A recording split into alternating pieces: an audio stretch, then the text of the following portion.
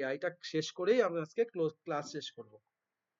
তো চলো আমরা আজকে বলো, এবার যদি কারোর কিছু বলা থাকে বলো, তারপর আমরা শুরু। বলছিলাম হচ্ছে ওই যে কোশ্চেন ব্যাংকটা দিয়েছেন, ওর হচ্ছে 5টা মতো সেট দেখলাম, ওর মধ্যে কয়েকটা অসুবিধা হয়েছে। আচ্ছা আচ্ছা, ঠিক আছে, অসুবিধা তো হবেই, এটা তো স্বাভাবিক ব্যাপার। অসুবিধা হচ্ছে মানেই তো ভালো যে তুমি দেখেছো অন্তত।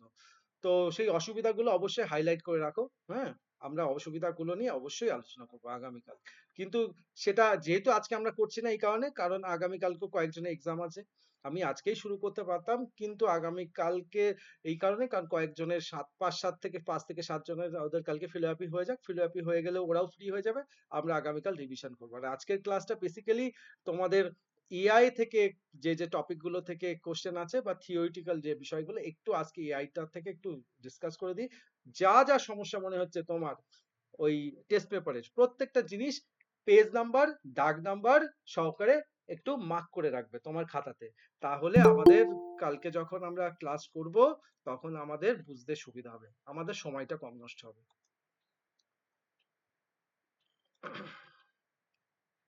আচ্ছা, তো আমরা আগের দিন আমি একটুখানি যাই, যদি আমাকে কেউ যদি একটু গাইড করো যে আমরা লাস্ট ক্লাসে আমরা এআই এর যে সেকেন্ড চ্যাপ্টারটার কোন পর্যন্ত একটু বলেছিলাম, সেটা কি একটু বলতে পারবে আমাকে?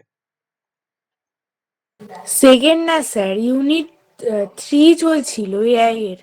হ্যাঁ, এআই এর ইউনিট 3টা চলছিল, তাই তো? হ্যাঁ স্যার। হ্যাঁ, তো আমরা যদি একটুখানি টপিকটা কি চলছিল সেটা একটু যদি বলে দিতে। এই যে ইউনিট 3 আমরা এই টপিকটা এগিয়েছিলাম, আমরা এই যে এই টপিকগুলো আমরা আলোচনা করেছিলাম। দেখো আমি আবার একটুখানি মানে বলে দিই যেখান থেকে খুব ভালো করে, এবার যেহেতু তোমাদের পরীক্ষা চলছিল তোমরা তত ভালো ফোকাস ছিলে না, তো আবার বলছি একটুখানি আমি দেখিয়ে দিচ্ছি। এগুলো দেখো প্রত্যেকটা জিনিস হাইলাইট করেই দিয়েছিলাম লাস্ট ক্লাসে। তো যে জিনিসগুলো বিশেষ করে মেশিন লার্নিং কি, মেশিন লার্নিং থেকে কিন্তু প্রশ্ন আসবেই আসবে। মেশিন লার্নিংটা কি জিনিস একটু ভালো করে পড়ে নেবে। মেশিন লার্নিংটা কি জিনিস, মেশিন লার্নিং এর কাজ কি, এবং মেশিন লার্নিং এর বিশেষ করে দুটো জিনিস, একটা হচ্ছে মেশিন লার্নিং এর ডেফিনেশন, এক হচ্ছে মেশিন লার্নিং এর বৈশিষ্ট্য। বৈশিষ্ট্য মানে কি, মেশিন লার্নিং এর দ্বারা কি কি তার ক্যারেক্টারিস্টিক্স। ক্যারেক্টারিস্টিক্স এর মধ্যে দেখো বেসিক্যালি মেশিন লার্নিং এর 3টে ক্যারেক্টারিস্টিক্স, একটা হচ্ছে অটোমেটিভ লার্নিং, একটা হচ্ছে প্যাটার্ন রেকগনাইসিস, আর একটা হচ্ছে প্যাটার্ন যে প্রেডিকশন এন্ড ডিসিশন। এই 3টে হচ্ছে মেশিন লার্নিং এর থেকে আমাদের মেইনলি ক্যারেক্টারিস্টিক্স। মেশিন লার্নিং শব্দের মানে আমি আগের দিনও বলেছিলাম, অর্থাৎ এমন একটা প্রোগ্রাম, সে কি করতে পারে, সে কিছু অভিজ্ঞতা মানে কিছু ডেটা দেওয়া হয়, সেই ডেটা থেকে সে কিছু এক্সপিরিয়েন্স গ্যাদার করে, এবং সেই এক্সপিরিয়েন্স থেকে সে কি করে ভবিষ্যতে তার যে আউটপুটটা, যে ফলাফলটা, সেই ফলাফলটাকে সে কি করতে পারে আরো তার আউটপুটটাকে আরো উন্নত করতে পারে। সেই উন্নত কিভাবে করতে পারে, 3টে মাধ্যমের সাহায্যে। একটা হচ্ছে অটোমেটিভ লার্নিং। অটোমেটিভ লার্নিং মানে হচ্ছে স্বয়ংক্রিয়ভাবে সে নিজেকে শেখে। স্বয়ংক্রিয়ভাবে মানে তার কাছে ডেটা দিলে সে প্রতি মুহূর্তে ডেটা থেকে কি করতে পারে, লার্নিং হতে পারে, মানে সে নিজে থেকে নিজে শিখছে। নেক্সট কি হতে পারে, প্যাটার্ন রেকগনাইজ। প্যাটার্ন রেকগনাইজ মানে হচ্ছে তার কাছে কি করতে হয়, বিভিন্ন রকম ডেটা দেওয়া হয়, সে কি করে সেই ডেটার মধ্যে থেকে কিছু কমন জিনিসগুলোকে কি করে, প্যাটার্ন গুলোকে আইডেন্টিফাই করে, এবং সেই প্যাটার্ন গুলো থেকে সেই প্যাটার্ন গুলোর যে ডেটা তার মধ্যে কি করতে পারে, একটা রিলেশন তৈরি করে, মানে একটা সম্পর্ক তৈরি করার চেষ্টা করে। অর্থাৎ যেটা আমরা সাধারণ হিউম্যান বিংসরা বিভিন্ন রকম, ধরো কি রকম হতে পারে, ধরো এমন একটা যদি হতো যে ট্রেনের টিকিট, যে টিটি দেখবে, ট্রেনের টিটিরা দেখবে ম্যাক্সিমাম ক্ষেত্রে যদি শিয়ালদা হাওড়া বা বড় কোনো স্টেশনে যাও, তারা দেখবে সবাই কাছে টিকিট চায় না। ওরা ফেস দেখে দেখে দেখে দেখে কি করে টিকিট চাই, এবং দেখা যায় 10 জনের মধ্যে 5 জনই টিকিট কাটেনি। কারণ কি, ওরা কিন্তু কিছু, ওদের কি আছে, ওদের কিছু এক্সপিরিয়েন্স হয়ে গেছে, ওরা ফেস দেখলে বুঝতে পারে যে কে টিকিট কেটেছে, কে টিকিট কাটেনি। তার মানে কি হচ্ছে, ওরা কি করেছে, ওরা কি ব্যাপারটা হচ্ছে, ও কি একদিনে হঠাৎ করে সেরকম এক্সপিরিয়েন্স হয়ে গেছে না, দীর্ঘদিন ওই কাজটা করতে করতে শেখাতে কি হয়েছে, সে এক্সপিরিয়েন্সড হয়ে গেছে। ফলে সে কিছু সিমটম, কিছু প্যাটার্ন সেটা দেখলেই ও বুঝতে পারে যে এই প্যাসেঞ্জারটি টিকিট কেটেছে, কে কাটেনি। তাহলে এটা কি থেকে আসে, এটা তার এক্সপিরিয়েন্স থেকে আসে। ঠিক এআই ও সেম কাজ করে, অর্থাৎ কিছু প্যাটার্ন দেখে, সেই প্যাটার্ন মধ্যে থেকে কি করে, কিছু ডেটার মধ্যে সেগুলোকে রিলেট করে সেখান থেকে একটা আউটপুট, মানে সেখান থেকে একটা আউটপুট দেওয়ার চেষ্টা করে। এবার এটা যে 100% কারেক্ট হয় সেটাও না, কিন্তু ভুলও হতে পারে, কিন্তু একটা প্যাটার্নের উপরে রিলেট করে কি করে কাজটা করার চেষ্টা করে এআই। আর থার্ড যেটা ছিল হচ্ছে প্রেডিকশন এন্ড ডিসিশন, অর্থাৎ এখান থেকে কি করে ও একটা প্রেডিক্ট করতে পারে। প্রেডিক্ট মানে কি, একটা ভবিষ্যৎবাণীর মতন, এবং সেই ভবিষ্যৎবাণীর ওপরে মানে উদ্দেশ্য করে সে একটা কি করতে পারে, একটা সিদ্ধান্ত নিতে পারে। এটা হচ্ছে কি, এটাও কার উপরে, এটাও যদি দেখা যায় প্রেডিকশন এবং ডিসিশন, এটাও কিন্তু ওই ডেটার উপরে বেসিস করেই, সেই ডেটার উপরে সিদ্ধান্ত নিয়েই তাকে কি বলা যেতে পারে, সে সেখান থেকে ডিসিশন নিতে পারে যে কোন সময় বা কোন সময় কোন কাজটা করলে বেটার হয়। তুমি যদি এখন চ্যাট জিপিটি বা গুগল জিমিনি বা কোনো একটা এআই অ্যাপসে গিয়ে লেখো যে আমি এখন একটা মানে now I am purchase to gold, it is right to right to buy gold, তখন সে কি করবে, দেখবে একটা একটা অ্যানালিসিস করে একটা রিপোর্ট দেবে। বলতে হতে পারে যে বলতেই পারে, হয়তো অ্যান্সার দিল যে হ্যাঁ এখন গোল্ড নেওয়ার বেস্ট টাইম, বা এটাও বলতে পারে যে না আপনি এখন গোল্ড নেবেন না, গোল্ড হয়তো দেখবে এআই দেখবে একটা রিপোর্ট তৈরি করে দিতে পারে যে এই সময়টা বিভিন্ন রকম বিয়ে, বা এই সময় বিভিন্ন রকম আমাদের রিসেপশন বা অনেক রকম অনুষ্ঠান আছে, যে কারণে গোল্ডের ডিমান্ড অনেক হাই। এমন এমন মাস দেবে, দেখা গেল উল্লেখ করে দিল যে এই মাসে না গোল্ডের ভ্যালু কম হওয়ার সম্ভাবনা আছে। মানে এই মাস দেখা গেল তোমাকে মাসে উল্লেখ করে দিল যে এই মাসে যদি আপনি গোল্ড পারচেস করতে যান, সোনা পারচেস করতে যান, সম্ভাবনা বেশি যে সেই সময় গোল্ডের দাম কম থাকবে। তার মানে কি হচ্ছে, ও একটা প্রেডিকশন করছে। এর মানে এই নয় যে 100% হবে, কিন্তু ও কার উপরে প্রেডিকশন করলো, ওর কাছে প্রিভিয়াস গোল্ড যত বছরের সোনার দাম যা ছিল, সেই দামের ভিত্তিতে ও কি করেছে, এই বছরের এই সময় এই মাসে গোল্ডের দাম বেশি হয়, গোল্ডের দাম কম হয়, তার উপরে একটা অ্যাভারেজ করে তার রেশিও বের করে সেখান থেকে একটা ডিসিশন দেয়। সেম ডিসিশনটা সব ক্ষেত্রেই হতে পারে। তো ও কার উপরে ডিপেন্ডেন্ট, তার সে যেভাবে ট্রেন্ড হয়েছে, সে সেই মেশিন লার্নিংটাকে যেভাবে ট্রেন করা হয়েছে তার উপরে অ্যান্সার দেবে। আবার এটাও তুমি লক্ষ্য করতে পারো, একই কোশ্চেন তুমি চ্যাট জিপিটিও করবে, একই কোশ্চেন তুমি গুগল জিমিনাই করবে, একই কোশ্চেন তুমি হয়তো ডিপসিককে করলে, তিনটে এআই মডেল দেখবে হতেও পারে মেবি ম্যাক্সিমাম সম্ভাবনা একই রকম দেওয়ার, কিন্তু কখনো কখনো দেখবে তাদের আউটপুটের মধ্যে মানে ডিফারেন্সও হয়। কেন হয়? এই ডিফারেন্সের হওয়ার কারণ হচ্ছে এক একটা এআই মেশিন এক এক রকম ভাবে ট্রেন্ড, আর দ্বিতীয় কথা হচ্ছে প্রত্যেকের ডেটা সমানভাবে ডেটার উপরে ট্রেন্ড না। ফলে যে যার কাছে যত বেশি ডেটা সে তত বেশি ট্রেন্ড, আর যে যত বেশি ট্রেন্ড সে তত ভালো ভবিষ্যৎবাণী করতে পারবে। তো এগুলো হচ্ছে এক একটা কাজ। তো এই কাজটা বেসিক্যালি আমাদের করে কে? আমাদের করে হচ্ছে মেশিন লার্নিং। মেশিন লার্নিং কিন্তু এআই এর একদম মানে কি বলবো? সেটা যেমন আমাদের শিক্ষার যদি মূল ভিত যদি দেখি, ভিতটা মানে হচ্ছে সেই প্রাইমারি সেকশন। সেই প্রাইমারি সেকশন যার বলে না, যার ভিত যত বেশি, যে বিল্ডিং এর ভিত যত মজবুত, সেই বিল্ডিং তত ভালো দাঁড়াবে। তো এআই এর ভিত কি? একটা এআই এর ভিত হচ্ছে মেশিন লার্নিং। অর্থাৎ একটা এআই যত তত ভালোই কাজ করতে পারবে, তার মেশিন লার্নিং স্ট্রাকচার যত স্ট্রং, সে তত সেই এআই তত ভালো এবং তত উন্নত মানের আউটপুট জেনারেট করতে পারে। এখান থেকে আরেকটা প্রশ্ন আসতে পারে, আমি কিন্তু বেসিক্যালি প্রশ্নের উপরেই জোর দিচ্ছি এই কারণে, কারণ তোমরা কিন্তু এগুলো একটুখানি কনসেপ্ট, জাস্ট আমি বলবো না কিন্তু মুখস্থ করো, আমি কোনোদিনই মুখস্থ কথার কথা বলি না, মুখস্থের উপরে কোনোদিনই জোর দিই না, শুধু জাস্ট পয়েন্ট গুলোকে মাথায় রাখবে। এখান থেকে প্রশ্ন আসতে পারে যে মেশিন লার্নিং এর বাস্তবিক মানে প্রয়োগ, মানে বাস্তব জীবনে মেশিন লার্নিং এর কি কি ক্ষেত্রে প্রয়োগ হতে পারে। যেমন দেখো, এখানে ফ্রড ডিটেকশন একটা প্রয়োগ, যেখানে কি মেশিন লার্নিং কি করছে, সে ফ্রড ব্যাপারটাকে আইডেন্টিফাই করছে। এই ফ্রড বিষয়টা কি? ফ্রড মানেই হচ্ছে প্রতারণা। ধরো আমরা প্রতারণা, আমরা সাইবার সিকিউরিটিতে একটু তো জেনেছিলাম ফ্রড এর বিষয়টা কি জিনিস। মেবি আমাদের আজকাল বিভিন্ন ফোন কল আসে, বিভিন্ন ইমেল আসে, বিভিন্ন এসএমএস আসে, সেই এসএমএস গুলো যে ফ্রড ইমেল বা ফ্রড এসএমএস, কি ফ্রড না ওটা জেনুইন না ফ্রড, সেটাকে আইডেন্টিফাই হয়তো তুমি আমি হয়তো আজকের দিনে দাঁড়িয়ে আমাদের হয়তো একটু এক্সপিরিয়েন্স আছে বলে আমরা হয়তো ওগুলোকে আইডেন্টিফাই করতে পারছি। কিন্তু সেটা যদি একটা বয়স্ক মানুষের মোবাইলে যদি একটা এসএমএস আসে বা ইমেল আসে, সে কি করে আইডেন্টিফাই করবে এই মেলটা ফ্রড মেল না জেনুইন মেল?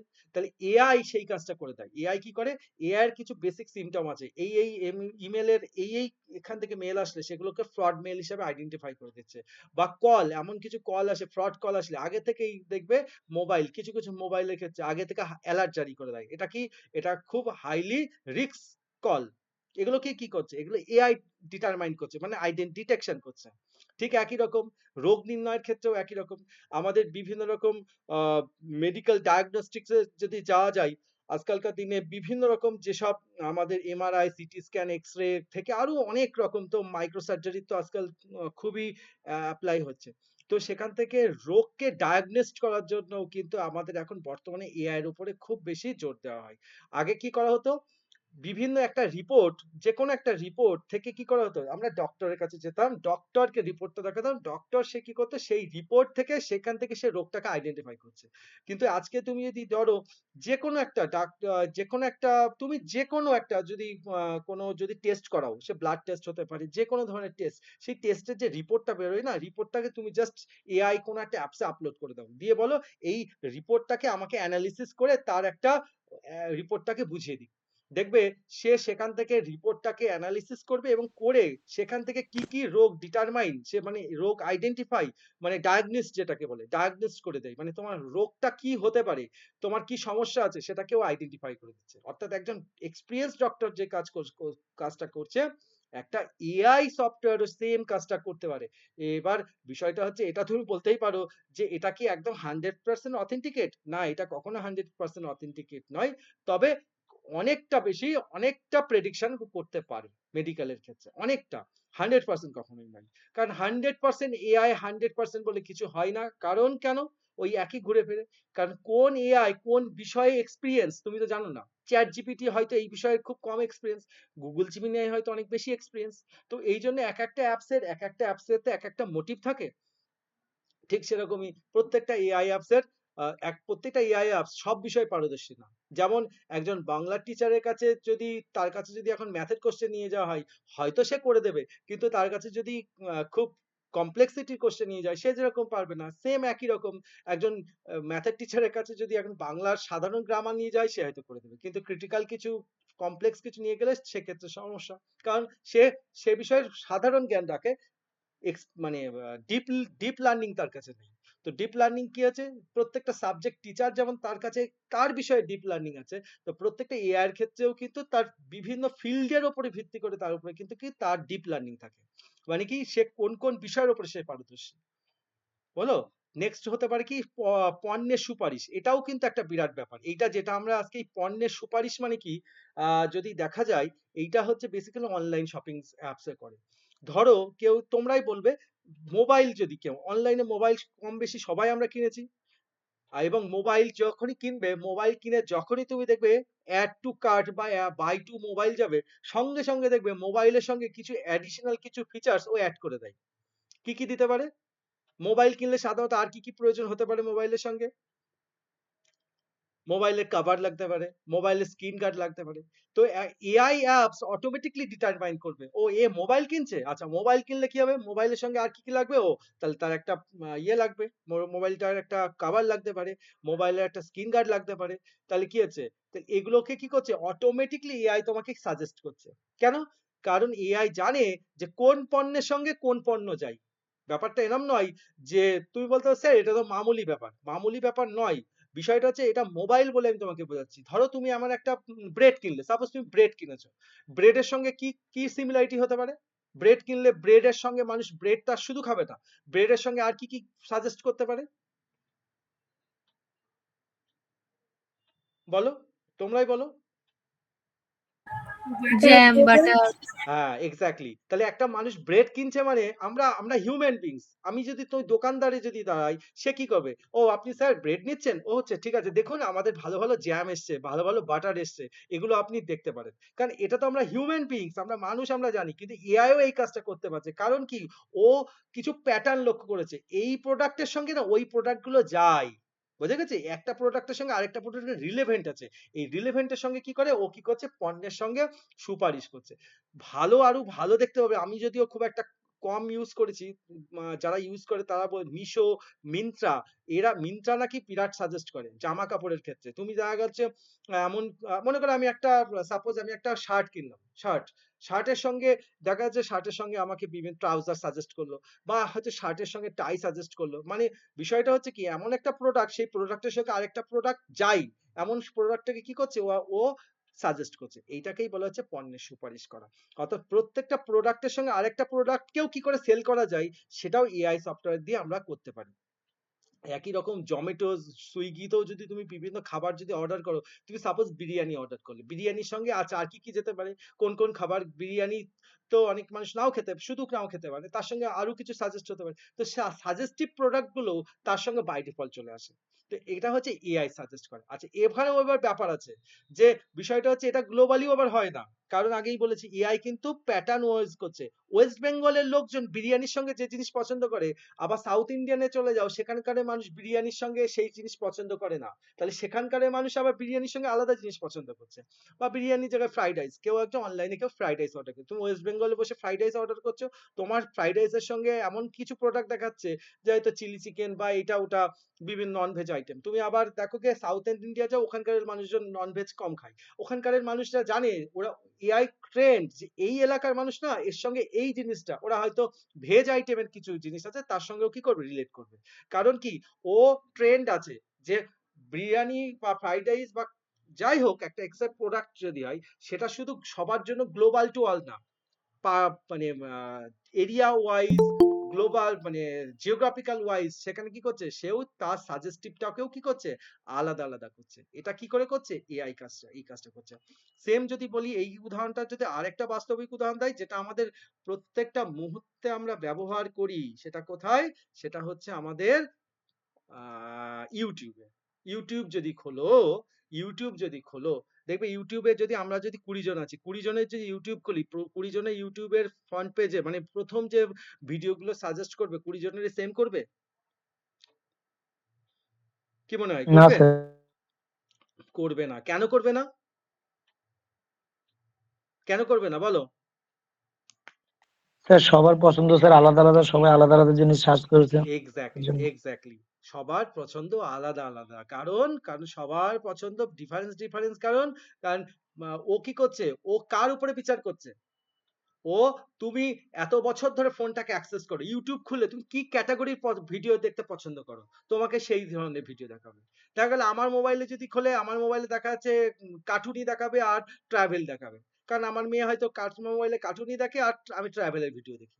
আবার তোমাদের মোবাইলে হয়তো কেউ হয়তো মুভি দেখতে পছন্দ করে, তার মুভি দেখাবে, তার মুভি সাজেস্ট করবে। তো কেউ দেখা যাচ্ছে সায়েন্টিফিক কোনো বিষয়ের উপরে দেখতে চাই, তো তাকে সেই রিলেটেড ভিডিও সাজেস্ট করছে। কারণ কি, এখানে যে ইউটিউবের যে সফটওয়্যারটা, সে কি কাজ করছে, সে কিন্তু মানে যে ইউজারের কি ধরনের প্রোডাক্ট পছন্দ, সেই অনুযায়ী তাকে সেই ভিডিওটা সাজেস্ট করছে।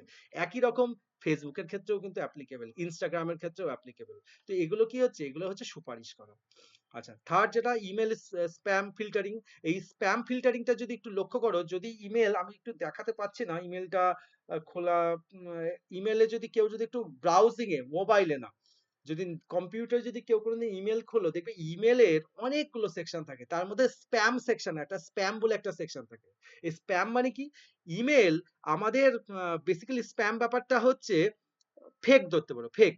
বা এই স্প্যাম মানে হচ্ছে যেখান থেকে কি করতে পারে, মানে যেটা থেকে তোমার সিস্টেমে কিছু ক্ষতি হতে পারে, বা সেটাকে রিস্ক হিসাবে, বা সেটাকে মানে রেড অ্যালার্ট হিসাবে জারি করে, সেই মেলগুলোকে কি করে, ইমেল আলাদা করে সেগুলোকে এক জায়গায় করে, ওটা হচ্ছে স্প্যাম। অর্থাৎ তোমার ইমেলে যদি 10,000 মেল থাকে, 10,000 মেল দিয়ে জেনুইন মেল কতগুলো, স্প্যাম মেল কতগুলো, সেগুলোকে কি করে ইমেল নিজে থেকেই সেপারেট করে দেয়। তাতে কি হচ্ছে, ইউজারের বুঝতে সুবিধা হচ্ছে, ইউজার ভালো করে বুঝতে পারে যে স্প্যাম মেল কোনটা আর জেনুইন মেল কোনটা। ঠিক ওই একই রকম ফ্রড ডিটেকশনের মতন অনেকটা স্প্যাম ফিল্টারিং, এটা ইমেলের জন্য ব্যবহার হয়। এটাও কিন্তু আমাদের মেশিন লার্নিং এর একটা বিরাট বড় কাজ। আর হচ্ছে মুখমণ্ডল শনাক্তকরণ, এটাও আমি গতদিন বলেছিলাম, মুখমণ্ডল শনাক্তকরণের ক্ষেত্রে আমি একটা অ্যাপসের নাম, যেমন গিবলি বা এই জাতীয় যেসব সফটওয়্যার আছে, বিভিন্ন অ্যাপস আছে, যারা তোমার ফেসটাকে কি করছে, অনেক সুন্দর করে দিচ্ছে। তো এগুলোও কিন্তু কিভাবে করে, তার প্রিভিয়াস সেই অ্যাপস এর কাছে কত কোটি ফেস আছে, সেই কত রকম ভাবে ফেসটাকে আইডেন্টিফাই করাতে পারে, সেটাই হচ্ছে কি ফেসটাকে আইডেন্টিফাই করা, ফেসটাকে শনাক্ত করা, এটাও এআই এর একটা কাজ। আচ্ছা, যদি এবার দেখি মেশিন লার্নিং এর প্রকারভেদ। মেশিন লার্নিং, এই যে আমরা বললাম মেশিন লার্ন হচ্ছে, মেশিন লার্নিংটা আমরা বেসিক্যালি আমরা এটাকে তিন ভাগে ভাগ করতে পারি। একটাকে বলা হচ্ছে সুপারভাইজ লার্নিং, একটাকে বলে আনসুপারভাইজ, আর একটা হচ্ছে রিইনফোর্স লার্নিং। এবার একটু বলে দিই তোমাদের এই জায়গা থেকে যেটা একটু ভালো করে পড়বে, দুটো জিনিস খুব ভালো করে পড়বে, একটা সুপারভাইজ লার্নিং আর একটা আনসুপারভাইজ লার্নিং। এখান থেকে কিন্তু প্রশ্ন আসার সম্ভাবনা অনেক পরিমাণে আছে। সুপারভাইজ লার্নিং কাকে বলে, আনসুপারভাইজ লার্নিং কাকে বলে, বেসিক পার্থক্য আমি বলে দিচ্ছি। পরীক্ষাতে বইতে দেখবে তোমাদের টেক্সট বুকে মেবি হয়তো সুপারভাইজ আনসুপারভাইজের পার্থক্য করে দেওয়া আছে, আছে কি একটু দেখেছিলে কি? হ্যাঁ স্যার, আপনি ওই অবধি পড়া দিয়েছিলেন, মানে হুম, ওই অবধি ওইটা পড়িয়েছিলেন। পড়িয়েছিলাম একদমই। তো আমি জাস্ট এইগুলো একটু ফাস্ট গো থ্রু করছি, যদি অনেক লাস্ট ক্লাসে যদি কেউ না থাকে, আর যদিও ওই সময় তোমাদের অন্যান্য সাবজেক্টের চাপ ছিল, আমি জাস্ট একটুখানি বেসিক বলে এগিয়ে যাচ্ছি। তো দেখা যেতে পারে সুপারভাইজ আনসুপারভাইজ এই দুটোর মধ্যে পার্থক্য কি, যদি এই ছবিটা যদি একটু লক্ষ্য করো, আগের দিনও বলেছিলাম এই যদি লক্ষ্য করো, বাঁদিকে আছে ইনপুট ডেটা, দেখতে পাচ্ছ তো, আর ডান দিকে আছে আউটপুট ডেটা। এই যে ইনপুট ডেটার মধ্যে কি আছে দেখো, বিভিন্ন অ্যানিমেলের ছবি দেওয়া আছে। যারা আগের ক্লাসে ছিল না তারা একটু ভালো করে বুঝে নাও, এখানে বিভিন্ন অ্যানিমেলের ছবি দেওয়া আছে। এবার তোমাকে বলা হলো বলো তো এর মধ্যে থেকে আউটপুট এগুলোকে কি করো, এগুলোকে আলাদা করো। এবার তুমি তো এক্সপিরিয়েন্স, তোমার পক্ষে তো এটা সোজা, তাই না? তোমার পক্ষে সোজা, কিন্তু তোমার জায়গায় ভাবো তোমার বাড়িতে একটা ছোট্ট বাচ্চা আছে, তাকে 3 বছর, তাকে বলা হলো বাবা বা মা দেখো তো এই যে ছবিগুলো এর মধ্যে থেকে বলো তো এই আহ, এই প্রোডাক্ট এই যে এতগুলো আছে এর মধ্যে কি ধরনের অ্যানিমেল আছে তোমাকে আইডেন্টিফাই করতে হবে। তাহলে তার ক্ষেত্রে কি হবে, এবার সে কার বিষয়ে বিচার করবে, কারণ সে তাকে যখন ওই ছোটবেলায় দেখবে বিভিন্ন বাচ্চাদের ছবির বই পাওয়া যায়, এই দেখো এটা অ্যাপেল, এটা টাইগার, এটা এলিফ্যান্ট, এটা কাউ, এটা ক্যামেল, এগুলোর যে ছবিগুলো ওদের বাচ্চারা ছবি দেখে দেখে চিনেছে। আর নিশ্চয়ই তারা তো আর জঙ্গলে গিয়েও দেখেনি বা জুতে গিয়েও দেখে আসেনি। তো কি হচ্ছে, তারা ছবি দেখেছে, ছবি দেখে দেখে তারা জানে ও এলিফ্যান্টটা এরকম দেখতে হয়, আচ্ছা ক্যামেল না এরকম দেখতে হয়, কাউ না এরকম দেখতে হয়। এবার দেখা যাচ্ছে একটা বাচ্চা, সে হয়তো এলিফ্যান্ট চেনে, সে হয়তো কাউকে চেনে, কিন্তু সে কোনোদিন ক্যামেলকে দেখেওনি, ছবিও কোনোদিন দেখেনি। তাহলে সে কি করতে পারবে, সে হয়তো এখান থেকে দেখে বললো ও এর মধ্যে এটা খুঁজে বললো এইটা না এলিফ্যান্ট। আচ্ছা কেন বললো, কারণ সে এলিফ্যান্টের ছবি আগে দেখে রেখেছিল, তাই সে এটাকে আইডেন্টিফাই করতে পারলো, চিনতে পারলো। ঠিক একই রকম এই যে কাউটা হচ্ছে কাউটা সে শিখে রেখেছে, সে এখন বলতে পারছে। তাহলে ব্যাপারটাই যে এই যে শিখে রেখেছে, এটা কি, এটা কিন্তু তার এক্সপিরিয়েন্স থেকে। সেটা কি এই যে আমাদের যে শিক্ষাটা, এটা কি, এটা ন্যাচারাল লার্নিং। কিন্তু এআই কেও সেম ভাবে ট্রেন করানো হচ্ছে কার সাহায্যে, ঠিক আমরা যেভাবে বাচ্চাদেরকেও ট্রেন করাই, এআই কেও সেম ভাবে ট্রেন করানো হয়। দেখো এলিফ্যান্টের কিছু ক্যারেক্টারিস্টিক্স দিতে হয়, যে এই ক্যারেক্টারিস্টিক্স যদি থাকে তাহলেই তুমি এটাকে এলিফ্যান্ট হিসাবে আইডেন্টিফাই করবে। এই ক্যারেক্টারিস্টিক্স মানে গঠন যদি এরকম হয়, তাহলেই তুমি এটাকে কাউ হিসাবে আইডেন্টিফাই করবে। এই ক্যারেক্টারিস্টিক্স হলেই তোমাকে ক্যামেল আইডেন্টিফাই করবে। এবং সেই ক্যামেল কেমন হয়, কাউ কেমন হয়, এলিফ্যান্ট কেমন হয়, তাকে কি করানো হয়েছে, বিভিন্ন লেভেল দিয়ে, এই যে যদি লক্ষ্য করো এই যে বিভিন্ন লেভেল দিয়ে দিয়ে দেখিয়ে দেওয়া আছে, দেখতে পাচ্ছ? এই লেভেলগুলো হচ্ছে প্রত্যেকটা ছবি দিয়ে দেওয়া আছে, এবং ছবিটাকে কি হিসাবে আইডেন্টিফাই করা হবে, এই ছবিটার নাম কি কাউ, এটার নাম কি এলিফ্যান্ট, এটার নাম কি ক্যামেল। তাহলে এবার সেই বাচ্চাদের মতন এআই এখান থেকে কি করলো, এখান থেকে 3টে আউটপুট বার করলো, হচ্ছে এই ছবিটা একে বলা হচ্ছে এলিফ্যান্ট, এটা হচ্ছে ক্যামেল, এটা হচ্ছে কাউ। তাহলে এখানে কি হচ্ছে, কিছু ডেটা, এই ডেটাটা কয়েকশো ডেটা হতে পারে, কয়েক লক্ষ ডেটা হতে পারে, কয়েক কোটি ডেটা হতে পারে। সেই ডেটার মধ্যে থেকে সেই ডেটাগুলোর মধ্যে গ্রুপিং মানে কি, সিমিলার ডেটা বা অবজেক্ট গুলোকে আইডেন্টিফাই করে তাকে কি নামে চিহ্নিত করা হবে সেটাকে আইডেন্টিফাই করা। এবং এই আইডেন্টিফাই করার ক্ষেত্রে সবচেয়ে বড় জব রোল যার পালন করছে সেটা কি, লেবেলিং থাকে। লেবেলিং কি জিনিস, এইটাই হচ্ছে পার্থক্য। লেবেলিংটা কিসের পার্থক্য, এই সুপারভাইজড আর আনসুপারভাইজড এর মধ্যে মেন পার্থক্য হচ্ছে এই লেবেলিং এর। লেবেলিং কোথায় আছে এটা কিন্তু মাথায় রাখবে, এই যে সুপারভাইজড লার্নিং এর ক্ষেত্রে কি থাকে, লেবেলিং থাকে। আর এই আনসুপারভাইজ যখন আমরা দেখবো, আনসুপারভাইজ এর ক্ষেত্রে লেবেলিং থাকে না, ওটা উইদাউট লেবেলিং। ব্যাপারটা ক্লিয়ার হয়েছে? অর্থাৎ লেবেলিং হচ্ছে কোথায় থাকে, সুপারভাইজড এর ক্ষেত্রে লেবেলিং থাকে, আর আনসুপারভাইজড এর ক্ষেত্রে লেবেল থাকে না। তো তোমরা এই সুপারভাইজড লার্নিং এর ক্ষেত্রে যেটা একটু পড়বে, কি পড়বে, সুপারভাইজড লার্নিং কাজ করার পদ্ধতি, কিভাবে কাজ করে, জাস্ট পয়েন্টগুলো, প্রশিক্ষণ কি নেয়, শেখে, প্রেডিকশন করে, ওই একই ঘুরে ফিরে 3টে জিনিস, ট্রেনিং নেয়, ট্রেনিং, লার্নিং, এবং সেখান থেকে কি করতে পারছে, প্রেডিকশন করতে পারছে। এটাই তো হচ্ছে বেসিক জিনিস। ট্রেনিং নিতে হবে, লার্নিং শিখতে হবে, এবং সেখান থেকে কি করতে হবে, প্রেডিক্ট করতে হবে, মানে তোমাকে তার আউটপুটটাকে ডিটারমাইন করতে হবে। ঠিক একই রকম এবার এখান থেকে আসতে পারে যে এই যে সুপারভাইজ লার্নিং, এই সুপারভাইজ লার্নিংটাকেও আবার প্রধানত দুটো ভাগে ভাগ করা যেতে পারে। একটাকে বলা হচ্ছে ক্লাসিফিকেশন বা শ্রেণীবিভাগ, আর একটাকে বলা হচ্ছে রিগ্রেশন। তো ক্লাসিফিকেশনও আগের দিন বলেছিলাম। ক্লাসিফিকেশন কি জিনিস? বেসিক্যালি ক্লাসিফিকেশন মানে হচ্ছে দুটোকে আলাদা আলাদা ভাগে শনাক্ত করা। মানে সেম, যেমন এই যে ছবিটা যদি লক্ষ্য করো, ক্লাসিফিকেশন, ক্লাসিফাইড মানেই হচ্ছে বিভাজন করা। আমি 10টা ছাত্রকে এক জায়গায় রাখলাম, দিয়ে বললাম আচ্ছা গার্ল চাইল্ড কারা আছে, এই মানে হ্যাঁ গার্ল চাইল্ড আর বয়েজ চাইল্ড, মানে বা গার্ল স্টুডেন্ট বা বয়েজ স্টুডেন্টকে আলাদা করো, ডিটারমাইন করো। তাহলে গার্ল আর বয়েজ এটাকে কি করে আইডেন্টিফাই করবে? তাহলে তার কিছু ক্যারেক্টারিস্টিক্স আছে, যে হ্যাঁ এই ক্যারেক্টারিস্টিক্স থাকলে তাকে আমরা বয় হিসাবে ডিটারমাইন করতে পারি, এই ক্যারেক্টারিস্টিক্স থাকলে তাকে আমরা গার্ল হিসাবে ডিটারমাইন করতে পারি। তাহলে সেখানে একটা বাচ্চাকে যদি দেওয়া হয়, বলো তো এর মানে কটা গার্লস আছে, কটা বয়েজ আছে? তাহলে সে কি করলো? সে যতটুকু তার লার্নিং আছে, যতটুকু তার মানে এক্সপিরিয়েন্স আছে, সেই এক্সপিরিয়েন্স থেকে সে কি করবে? সে বলবে হ্যাঁ স্যার এখানে না 5জন বয়েজ 5জন গার্লস, বা মেবি হতে পারে 4জন বয়েজ 6জন গার্লস। তাহলে ও কি করছে? ওর গার্লস আর বয়েজ এর মানে বিভাজন করা আছে, ও যেটুকুনি শিখেছিল তার উপরে বিচার করবে। ঠিক এখানেও সেম জিনিসটা করবে কে? ক্লাসিফিকেশন। ক্লাসিফিকেশন কি হয় যদি লক্ষ্য করে দেখো, এখানে দেখো দুটো অবজেক্ট একই ধরনের দুটো সিম্বল দিয়েছে। এই সিম্বল গুলোকে কি করানো হয়েছে? এখানে একটা কিছু সার্কেল আছে, কিছু ট্রায়াঙ্গেল আছে। এই ট্রায়াঙ্গেল আর সার্কেল এই দুটোকে বিভাজন করছে, মানে কি আলাদা করছে। এই আলাদা করাটাকেই বলা হচ্ছে কি? ক্লাসিফিকেশন। ঠিক এই ক্লাসিফিকেশনের ক্ষেত্রে যে উদাহরণটা আমি আগেও বলেছিলাম, এখানেও দিয়েছে। একটা বলেছে দেখো ইমেল, আমাদের মোবাইলে বা আমাদের ইমেলে প্রতি মুহূর্তে ইমেল আসে, কোম্পানির মেলও আসে, আবার তোমার বন্ধুর পার্সোনাল মেলও আসতে পারে। এখন পার্সোনাল মেল আর কোম্পানির মেলের মধ্যে ডিফারেন্সিয়েট কি করে করবে? কে করবে? এই ডিফারেন্সিয়েট আমি করব না, ডিফারেন্সিয়েট করবে হচ্ছে ক্লাসিফায়ার, মানে ক্লাসিফিকেশন। ও কি করবে? কোনটাকে ইমেলে পাঠাবে আর কোনটাকে স্প্যামের মধ্যে পাঠাবে, ও কি করবে? ওর কিছু ক্যারেক্টারিস্টিক্স আছে। আচ্ছা, কোনো যদি পার্টিকুলারলি কোনো পার্সনের কাছ থেকে আসে তাহলে ওই ইমেল ইনপুটে মানে ইনবক্সে ঢোকাবে, আর যদি কোনো কোম্পানির থ্রুতে মেল আসে তাহলে ওটাকে কিসে ঢোকাবে? ও সেটাকে স্প্যামের মধ্যে ঢোকাবে। বোঝা গেল? অর্থাৎ দেখা গেছে অ্যামাজন থেকে কোনো একটা মেল এসছে, ও কিন্তু ইনবক্সে ঢোকাবে না, ও স্প্যামের মধ্যে ঢোকাবে। দেখা গেল তোমার বন্ধু কোনো মেল পাঠিয়েছে, সেটাকে ও ইনবক্সে ঢোকাবে। তার মানে হিউম্যান বিংস এর মানে কোনো জেনুইন মেল আর কোনো কোম্পানির অ্যাড জাতীয় মেল, সেই দুটোকে আইডেন্টিফাই করার ক্ষমতাও রাখে আমাদেরকে এই ক্লাসিফিকেশন। তাহলে এই ক্লাসিফিকেশনের উদাহরণগুলো জেনে রাখবে। স্যার বলো। স্যার বলছিলাম কি এরকম ডায়াগ্রাম বেস করে কি মানে পরীক্ষায় কোনো কোয়েশ্চেন দিতে পারে? না না, ডায়াগ্রাম বেস করে দেবে না, ডায়াগ্রাম বেস করে দেবে না।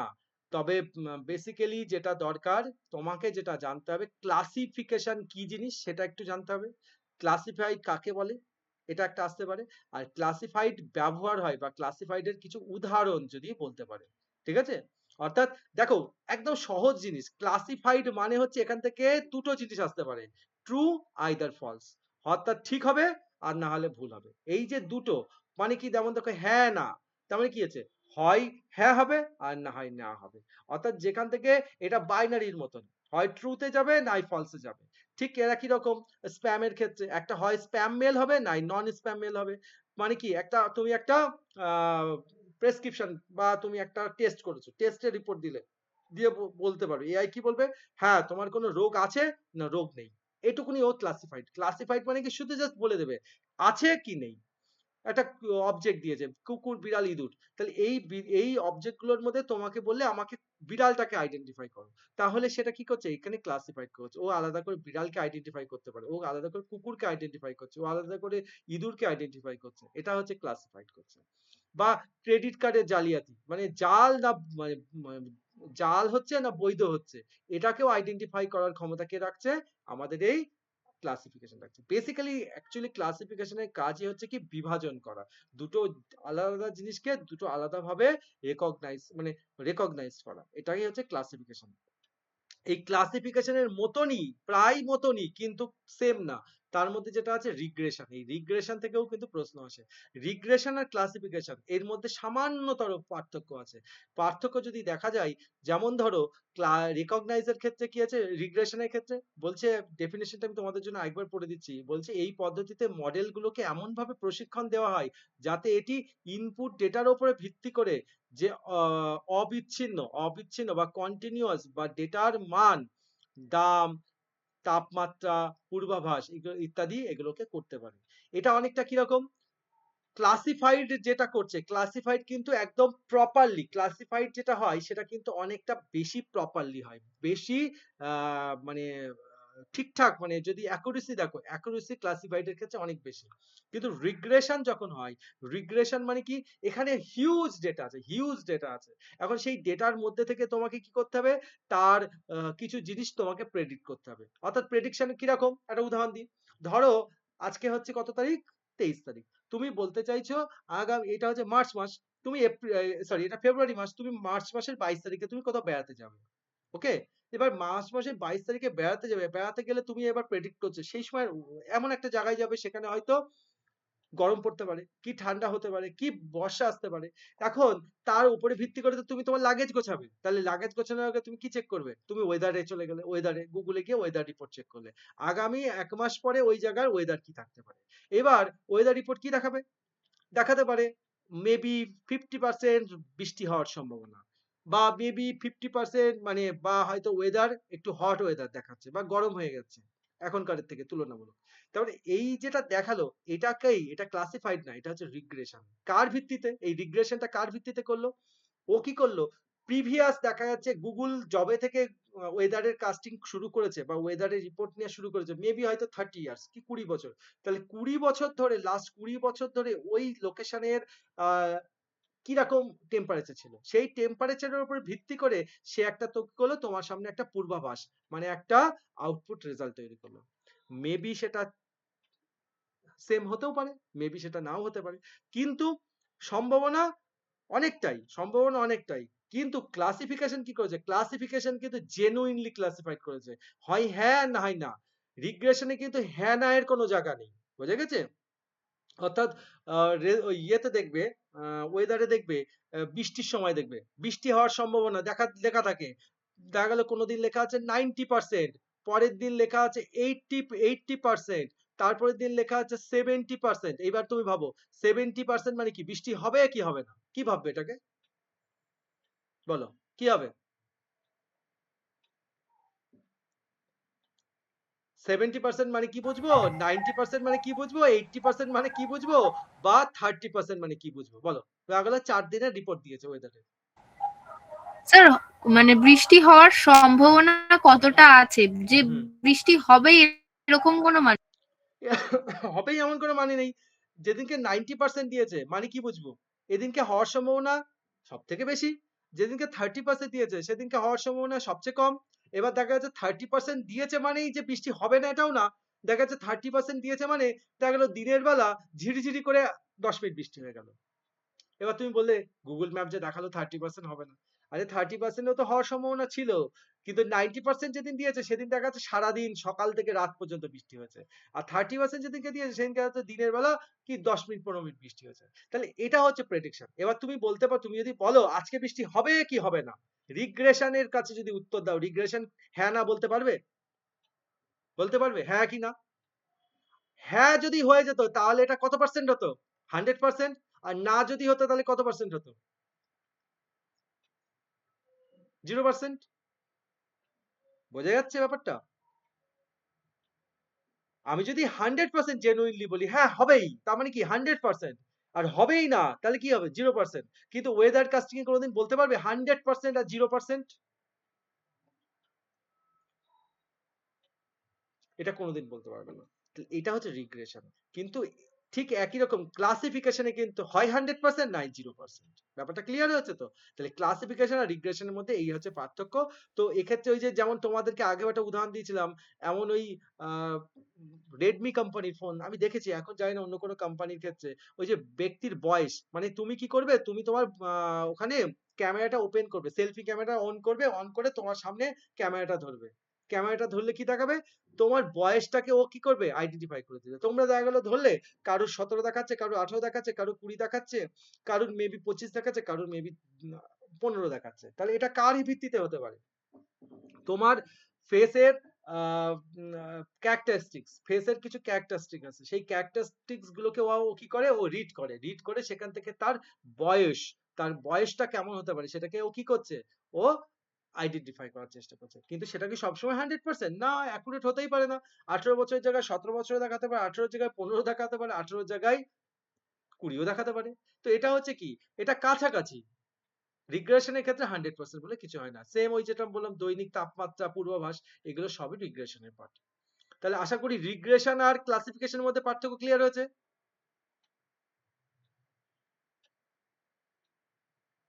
যারা আছো হ্যাঁ একটু স্যার, বলো। বুঝতে পেরেছি। ব্যাপারটা বেসিক কনসেপ্ট, এখানে মুখস্থ করার কিছু নেই, কিন্তু জাস্ট বেসিক কনসেপ্ট। দেখো রিগ্রেশনের ক্ষেত্রে দেখেছো, যদি টেবিলটা দেখো এখানে দেখেছো বিভিন্ন রকম 20 থেকে 30, 40, 50, 60, 70, 80, 100, কেন, পার্সেন্টেজের উপর ডিপেন্ড করছে। সেম একই রকম, এই যে সেম একই রকম আপার লেভেলে, এখানে আপার লেভেলে মানে একটা এক্স অ্যাক্সিস ওয়াই অ্যাক্সিস, দুই অ্যাক্সিস বরাবর এগুলো বিভিন্ন রকম পার্সেন্টেজ আছে, এর উপরে ডিপেন্ড করছে করে কি করতে হচ্ছে, একটা রিপোর্টকে অ্যানালিসিস করতে হয়।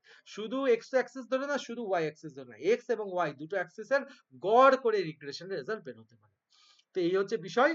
তো এবার এখান থেকে আরেকটা জিনিস পড়ে নেবে, সুপারভাইজ লার্নিং এর সুবিধা কি, সুপারভাইজ লার্নিং এর অসুবিধা কি, এগুলো একটু দেখে নেবে, সুপারভাইজড আর আনসুপারভাইজড। আচ্ছা, এই যে যেটা বলছিলাম, যেটা খুব important question, very very important, এখান থেকে কিন্তু প্রশ্ন আসতেই পারে এই প্রশ্নটা, ক্লাসিফিকেশন আর রিগ্রেশনের মধ্যে পার্থক্য। আবার বলছি, ভালো করে কিন্তু পড়ে নেবে, ক্লাসিফিকেশন আর রিগ্রেশনের পার্থক্য, এটা কিন্তু আসার সম্ভাবনা আছে। নেক্সট, এবার যদি চলে আসি আনসুপারভাইজড লার্নিং। আনসুপারভাইজ, সুপারভাইজড মানে কি, সুপারভাইজড মানেই হচ্ছে কেউ একজন বসে তোমাকে কি করছে, সুপারভাইজ করছে, মানে কি একজন কেউ গাইডেন্স করছে। আনসুপারভাইজডে কিন্তু কেউ তোমাকে গাইড করার কেউ নেই। যেমন আমরা বেড়াতে যাই না, বিভিন্ন অচেনা কোথাও গিয়েছে, দেখবে অচেনা কোথাও গেলে বলবে কি যে স্যার ম্যাডাম আপনাকে এখানে গাইড নিতে হবে। গাইড মানে কি, গাইডের কাজ কি, দেখেছো কোথাও বেড়াতে গিয়ে গাইড গাইড লাগে? হ্যাঁ স্যার। হ্যাঁ স্যার। হ্যাঁ, তো গাইড কি কাজ করে, সে কি করে? নির্দেশ মানে এখানে এখানে কোথাও কিছু ভালো থাকলে কি নির্দেশনা দেয়। ভালো মন্দ সেটা কথা না, বিষয়টা হচ্ছে আমরা যদি পৌরাণিক কোথাও কোনো মন্দিরে বা কোথাও যদি যাই, সেই নিদর্শনগুলোর তার যে হিস্ট্রি কি আছে, তার কালচার কি ছিল, সেই রাজা মহারাজা হতে পারে কোনো মন্দিরের বা কিছু, তার কালচারাল সম্পর্কে তার যে ব্যাকগ্রাউন্ড হিস্ট্রিটাকে কি করছে, সেটাকে বুঝিয়ে দিচ্ছে একদম। সেই সেই সৌধ বা সেই যে যে জিনিসটা দেখাচ্ছে সেটাকে কি করছে, এলাবোরেট করছে। সেটা জায়গা হতে পারে, প্লেস হতে পারে, কোনো মন্দির হতে পারে, কোনো কিছু সৌধ হতে পারে। তো এগুলোকে কি করছে, গাইড তোমাকে প্রপারলি গাইড করে দিচ্ছে। ঠিক একই রকম, তাহলে সুপারভাইজড এর সুপারভাইজড নামের মধ্যেই লুকিয়ে আছে। কিন্তু দেখো আবার বারবার বলি, এই যে আমাদের কম্পিউটার যে টার্মস গুলো ইউজ করা হয় না, এই টার্মস গুলো কিন্তু কেউ আকাশ থেকে টপ করে নামায়নি। বিষয়টা হচ্ছে বাস্তব উদাহরণ থেকেই কিন্তু এই টার্মোলজি গুলো নেওয়া হয়েছে। সুপারভাইজড মানে ধরো, সুপারভাইজ মানে কি, একজন কেউ বসে কাজকে সুপারভাইজ করছে। যেমন ম্যানেজার, ম্যানেজারের কাজ কি, ম্যানেজারের কাজ কিন্তু নিজে হাতে কিছু করে না, সে কিন্তু সুপারভাইজ করে। বড় বড় রেস্টুরেন্টের যে হেড শেফ হয়, সে কিন্তু নিজে হাতে কোনো খাবার বানায় না, সে কি করে, জাস্ট সুপারভাইজ করছে। ও এ প্রপারলি ঠিকঠাক মশলা দিচ্ছে কিনা, ও নুন দিচ্ছে কিনা, খাবারটাকে ঠিকঠাক সার্ভ করছে কিনা, ওর কাজ কি শুধু জাস্ট শুধু কি করা, সুপারভাইজ করা, একদম নিজে হাতে কোনো কাজ করে না। ঠিক একই কাজটা হচ্ছে সুপারভাইজ লার্নিং করছে। আনসুপারভাইজ মানে কি, এখানে কেউ সুপারভাইজ করার কেউ নেই, তোমাকে ডিরেক্টলি র ডেটা দিয়ে দিয়েছে, সেখান থেকে তোমাকে আউটপুট বার করতে হবে একদম ডিরেক্ট। এখানে কোনো আনসুপারভাইজড, এখানে কোনো লেবেলিং টেবেলিং কিচ্ছু নেই। তোমাকে কি করেছে, তাহলে এবার তুমি বলতে পারো, এ দেখো লেখাই আছে, আনসুপারভাইজড মানে হচ্ছে এটা লেবেলহীন, লেবেলহীন, সবসময় লেবেলিং করে দেওয়া নেই। ব্যাপারটা হচ্ছে যে লেবেলহীন মানে কি, বিষয়টা হচ্ছে যে কিছু কিছু দেখবে প্রোডাক্ট আমরা যখন কিনি, সেই প্রোডাক্টটাকে ব্যবহার কিভাবে করতে হয়, সেই ব্যবহারের একটা ম্যানুয়াল দিয়ে দেয়। ম্যানুয়াল দিয়ে দিচ্ছে। তুমি দেখা যাচ্ছে বাড়িতে তুমি একটা মোবাইল কিনেছো। মোবাইলটাকে কিভাবে অপারেট করবে তার ম্যানুয়াল দিয়েছে। তুমি একটা টিভি কিনেছো। টিভিটাকে কি করে অপারেট করবে তার কিছু ম্যানুয়াল দিয়ে দিয়েছে। একটা ফ্রিজ কিনেছো, একটা এসি কিনেছো। সেগুলো ম্যানুয়াল গাইডলাইন থাকে যে কিভাবে জিনিসটাকে অ্যাক্সেস করব। কিন্তু বিষয়টা হচ্ছে তুমি বাড়িতে একটা সাপোজ এমন একটা অ্যানিমেল বা এমন একটা কিছু নিয়ে এসছো যার কোনো আ কিভাবে তার গাইডলাইন নেই। উইদাউট গাইডলাইনে তোমাকে সেটাকে কি করতে হবে? সেটাকে তোমাকে আ রাখতে হবে। তো তখন কি হচ্ছে? তার মানে তোমাকে নির্দিষ্ট কোনো গাইডলাইন নেই। তোমাকে এক্সপেরিয়েন্স থেকে তোমাকে শিক্ষা নিতে হবে। অর্থাৎ বিষয়টা এরকম, তুমি দেখা যাচ্ছে বাড়িতে ছোট্ট একটা পেট নিয়ে এসছো। সেটা হতে পারে ডগ, হতে পারে কুকুর, হতে পারে বিড়াল, হতে পারে কোনো একটা পাখি। এবার সেই তোমার কোনো এক্সপেরিয়েন্স নেই। তুমি কিভাবে তাকে মানে বড় করবে? ফলে কি হচ্ছে? তোমাকে তোমার তাহলে তার সঙ্গে থাকতে তার কি পছন্দ, তার কি খেতে চায়, সে খেতে না চায় সেগুলো কি করছে? সেগুলো সে কি করছে? সেখান থেকে সে এক্সপেরিয়েন্স গ্যাদার করছে। তাহলে এটা হচ্ছে আনসুপারভাইজড লার্নিং এর মতন। ক্লিয়ার?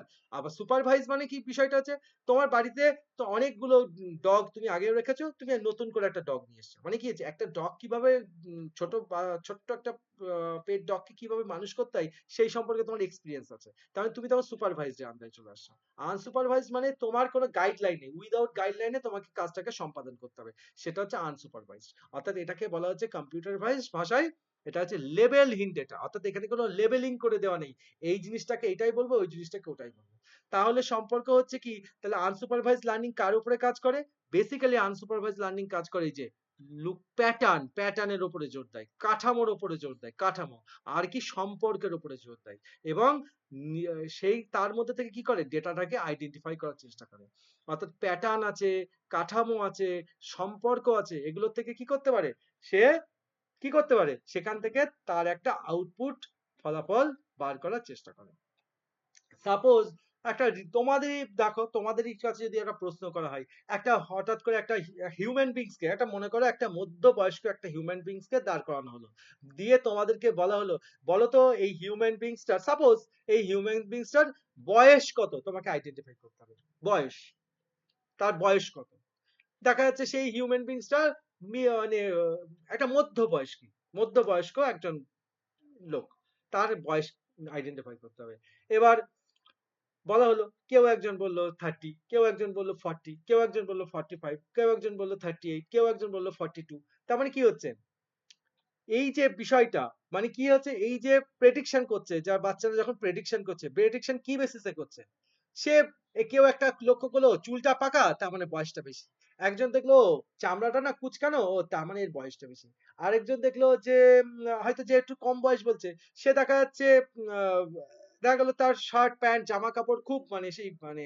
অল্প বয়সের লোকজন জিন্স টিন্স পরেছে টি শার্ট পরেছে খুব হ্যান্ডসাম চেহারা সে হয়তো সেগুলোর উপরে জোর দিয়ে বললো এর বয়সটা না কম তার মানে কি করছে প্রত্যেকে কি করছে প্যাটার্ন মানে তার কিছু সিম্বল তাকে দেখে তার বয়সটাকে আইডেন্টিফাই করার চেষ্টা করছে এবার এই যে দৃষ্টিভঙ্গি এটা 10 জনের কাছে 10 রকম হতে পারে 10 রকম অ্যাঙ্গেল থেকে সে দেখছে তার মানে এটা কার উপরে জোর দিচ্ছে তার বডির বা তার ফেসের বিভিন্ন রকম অ্যাঙ্গেল গুলোকে সে আইডেন্টিফাই করা দিয়ে তার বয়সটাকে আইডেন্টিফাই করছে বয়স কি সে শুধু চোখ দেখে বয়স আইডেন্টিফাই করবে না শুধু চুল দেখে আইডেন্টিফাই করবে না শুধু চুল দেখেও সে আইডেন্টিফাই করবে না শুধু নাক দেখেও করবে না শুধু মুখ দেখেও করবে না তার মানে তার বডির টোটাল সবকিছুর ওভারঅল নিয়ে তার একটা জিস তৈরি করে তার বয়সটাকে সে নির্ণয় করার চেষ্টা করছে অর্থাৎ এর মধ্যে কি মানে তার মধ্যে যে লুকানো যে প্যাটার্ন গুলো সে জানে একজন 40 বয়স্ক মানুষ 40 বয়সের মানুষের দেখতে কেমন হয় 50 বয়সের বৃদ্ধকে দেখতে কেমন হয় বা 80 বছরের বৃদ্ধকে দেখতে কেমন হয়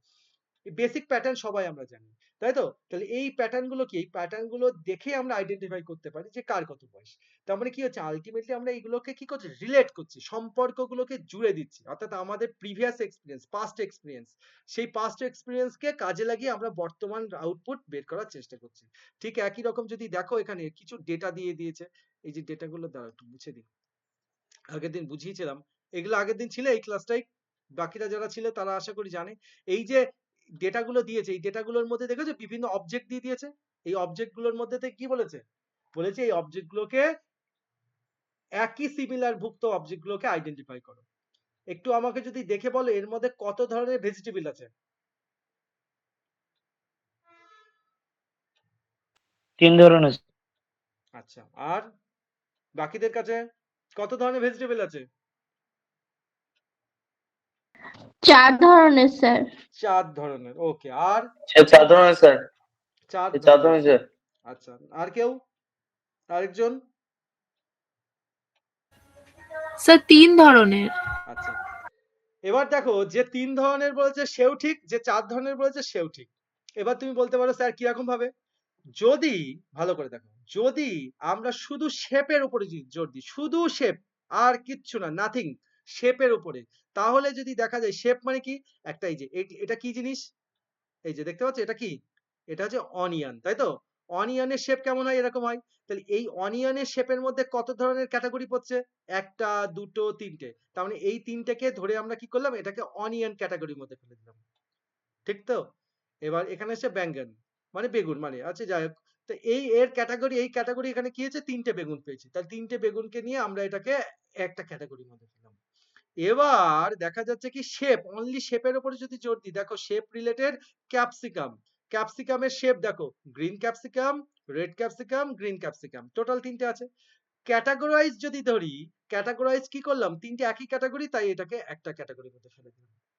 কিন্তু বাস্তবে যখন দেখা যাচ্ছে, এবার যদি এখানে যদি বলি শুধু শেপ না, শেপ প্লাস কালারিং, অ্যাকচুয়ালি এখানে কতগুলো হওয়া উচিত ছিল, শেপ আর কালারিং যদি অ্যাড করতাম, শেপ এবং কালারিং এর ভিত্তিতে তোমাকে কি করতে হবে, অবজেক্ট গুলোকে আইডেন্টিফাই করতে হবে। তাহলে কিন্তু এটা 3 এর জায়গায় কি হতো, আর একটা ক্যাটাগরি হতো, 4 নাম্বার ক্যাটাগরি। সেটা কি করতাম, এই রেড, যে রেড ক্যাপসিকামকে, এই রেড ক্যাপসিকামটাকে কি করতাম, এই রেড ক্যাপসিকামটাকে আমরা এই গ্রুপে ফেলে দিতাম। ব্যাপারটা বোঝা গেছে? তাহলে এখানে কি করেছে দেখো, এই আনসুপারভাইজ লার্নিং কি করেছে, আনসুপারভাইজ লার্নিং কি, এর কাছে কোনো লেভেল দিইনি কিন্তু, বলে দিইনি কিন্তু, কোনো বলেই দিইনি যে একে এই ভিত্তিতে একে বিচার করো। তো gene generally common common common common pattern গুলোকেও লক্ষ্য করেছে। ও আচ্ছা, এই অনিয়নের শেপ এরকম, এই ক্যাটাগরিকে আলাদা করলাম, বেগুনের ক্যাটাগরিকে আলাদা করলাম, ক্যাপসিকামের ক্যাটাগরিকে আলাদা করলাম, করেও কি করেছে, বেসিক্যালি এটাকে 3টে ভাগে ভাগ করে দিয়েছে। এটাই হচ্ছে আনসুপারভাইজড। এ কার উপরে জোর দিয়েছে, বেসিক্যালি প্যাটার্নের উপরে আর কাঠামোর উপরে জোর দিয়েছে, প্যাটার্ন আর কাঠামোর উপরে। ক্লিয়ার? তো এটাকেই বলা হচ্ছে কি আনসুপারভাইজ লার্নিং। তো এই আনসুপারভাইজ লার্নিং এর যদি দেখা যায়, এর কাজ করার পদ্ধতি বা কাজের পদ্ধতি কি, এটা একটু ভালো করে দেখে নেবে। যেমন ট্রেনিং, ট্রেনিংটা সবার জন্য কমন, প্যাটার্ন এবং অ্যাপ্লিকেশন। অ্যাপ্লিকেশন মানে সেখান থেকে কি হচ্ছে, ব্যবহার করা। এই অ্যাপ্লিকেশন ব্যাপারটা হচ্ছে এরকম, যে তোমাদেরকে একটা অঙ্ক শেখানো হলো, শিখিয়ে তোমাদেরকে বললাম এই নাও নাও এটা করে দেখাও তো, ওই যে করে দেখাচ্ছ মানে, একটা নিয়ম শেখালাম, সেই নিয়মের উপর ভিত্তি করে তোমাকে আবার একটা নতুন একটা কোশ্চেন দিয়ে দিলাম। এবার কি হচ্ছে, তুমি তোমার প্রিভিয়াস যেটুকুনি শিখলে, সেই শেখাটাকে কাজে লাগিয়ে তুমি আবার নতুন একটা অঙ্ক করতে যাচ্ছ।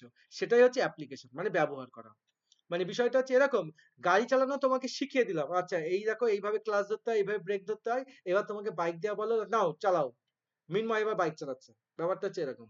তাহলে মিনময় কি হচ্ছে, মিনময় শুধু ভিডিও দেখেছে কিভাবে গাড়ি চালাতে হয়, এবার মিনময় বাইক নিয়ে রাস্তায় উঠে গেছে, বাইকটা নিয়ে, তার মানে সেটাকে অ্যাপ্লাই করছে। তাহলে অ্যাপ্লিকেশন মানে কি, তার পাস্ট এক্সপিরিয়েন্স থেকে সে বাস্তব জীবনে সে কি করছে, সেটাকে প্রয়োগ করছে, প্রয়োগটাকেই বলা হচ্ছে অ্যাপ্লিকেশন। তাহলে এটা কোথায় হতে পারে, এটা হচ্ছে আনসুপারভাইজড এর ক্ষেত্রে হতে পারে। এই আনসুপারভাইজড এরও আবার দুটো ভাগ আছে। যেমন সুপারভাইজের দুটো ভাগ ছিল, কি কি ভাগ ছিল যদি লক্ষ্য করো, একটা ছিল ক্লাসিফিকেশন রিগ্রেশন, সেম একই রকম প্যারালালি আনসুপারভাইজড এরও দুটো ভাগ আছে। সেই দুটো ভাগ কি কি, আচ্ছা দুটো ভাগ হচ্ছে, একটা হচ্ছে ক্লাস্টারিং আর একটাকে বলা হচ্ছে অ্যাসোসিয়েশন। ওকে, আচ্ছা ক্লাস্টারিং অ্যাসোসিয়েশনও গতদিন বুঝিয়েছিলাম, তবু আরেকবার বলে দিচ্ছি। ক্লাস্টারিং, এই যে র ডেটা গুলো দেখতে পাচ্ছ, র ডেটা, এই র ডেটা কি করছে দেখো, এখান থেকে এই যে একই কাজটা করছে। ক্লাস্টারিং মানে কি, ক্লাসিফিকেশনের মতন, এখানে কতগুলো ক্যাটাগরি আছে, প্রত্যেকটা ক্যাটাগরিকে শেপ ওয়াইজ সেগুলোকে কি করছে, এক জায়গায় করছে। যেমন এর মধ্যে tomato, green tomato, red tomato, সবগুলোকে এক জায়গায় করলো। এটা কি জিনিস আমি জানি না, এটাকে কোন ফল বলে, বোধহয় পিচ বা জাতীয় কিছু একটা, বা জানি না, স্ট্রবেরি ধরে দিলাম, আমরা স্ট্রবেরি ধরে দিলাম। স্ট্রবেরি গুলোকে না, স্ট্রবেরি কি বুঝতে পারছি না, যাই হোক কোনো একটা ফল হবে। তো এই রেড কালারের এই ফলগুলোকে আইডেন্টিফাই করলো। আর এই আর একটা ফল আছে, এটাও কি ফল বুঝতে পারছি না আমি। তো এই তিনটে ফলকে কি করলো, আলাদা আলাদা করে ক্যাটাগরি আলাদা করলো, কি ভিত্তিতে করলো, তার শেপের ভিত্তিতে করলো, তার শেপের ভিত্তিতে। অর্থাৎ এটাকেই হচ্ছে ক্লাস্টারিং, মানে কিছু বিভাজন করা, গ্রুপে বিভাজন করা। এখানে দেখা যাচ্ছে একই কাজ হতে পারে, আমি এখানে সেম এরকম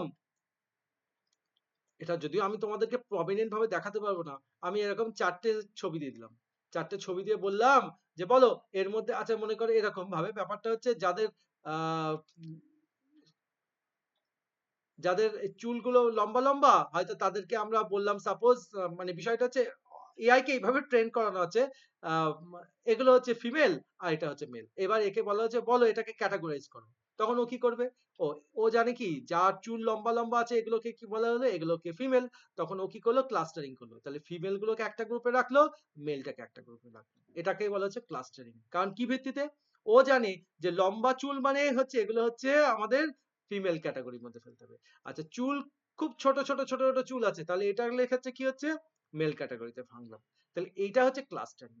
সেম এই কাজটা করে হচ্ছে, আগের দিনও বলেছিলাম, বিভিন্ন ক্ষেত্রে আমাদের পশু পাখি এগুলোকেও আইডেন্টিফাই করার জন্য ক্লাস্টারিং মেথডকেই ব্যবহার করা হয়।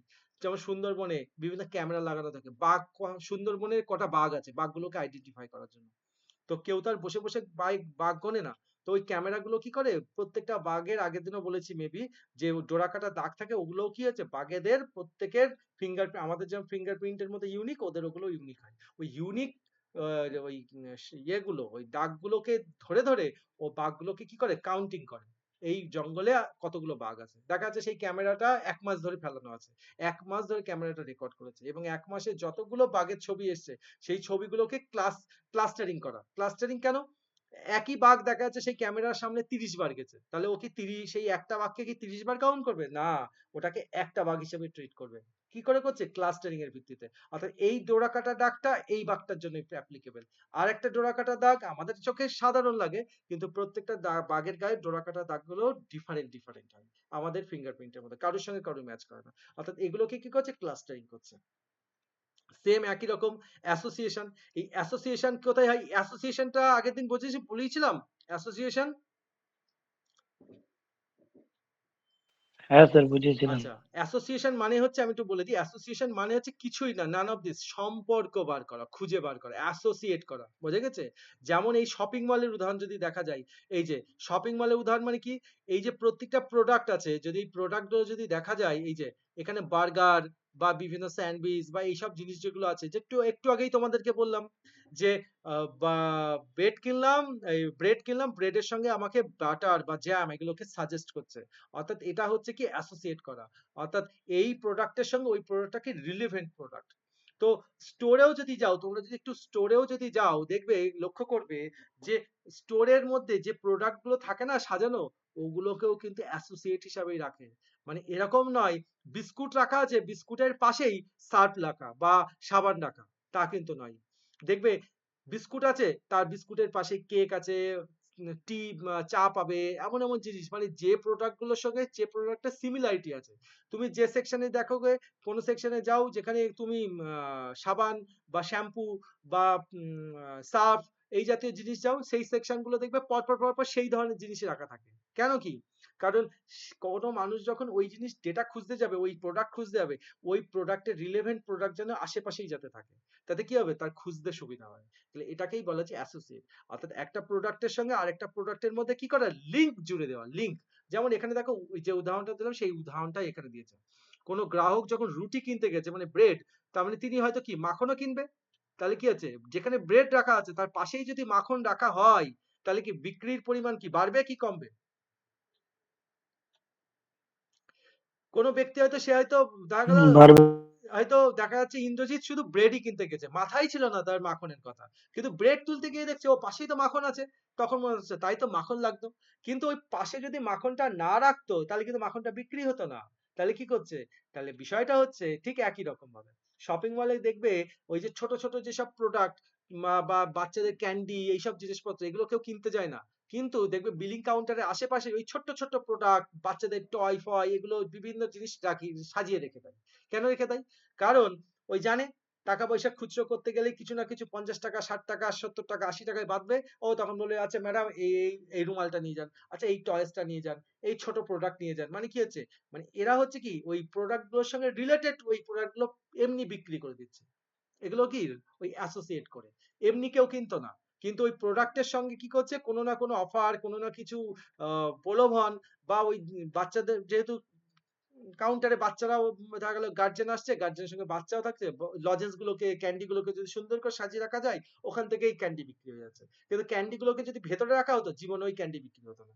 তার মানে কি হচ্ছে অ্যাসোসিয়েট করা, কারণ ওরা জানে এটা, এই যে এটাকে বলে মার্কেটিং। মার্কেটিং মানে কি, এটা হচ্ছে অ্যাসোসিয়েট, একটার সঙ্গে একটা রিলেভেন্ট তাই।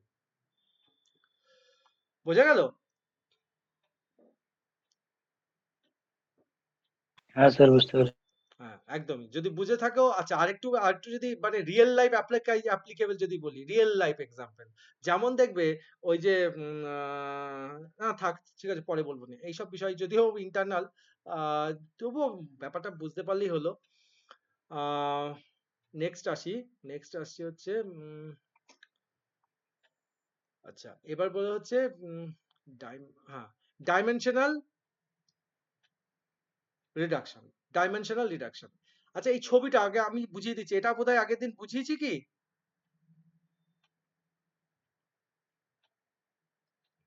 ডাইমেনশন রিডাকশন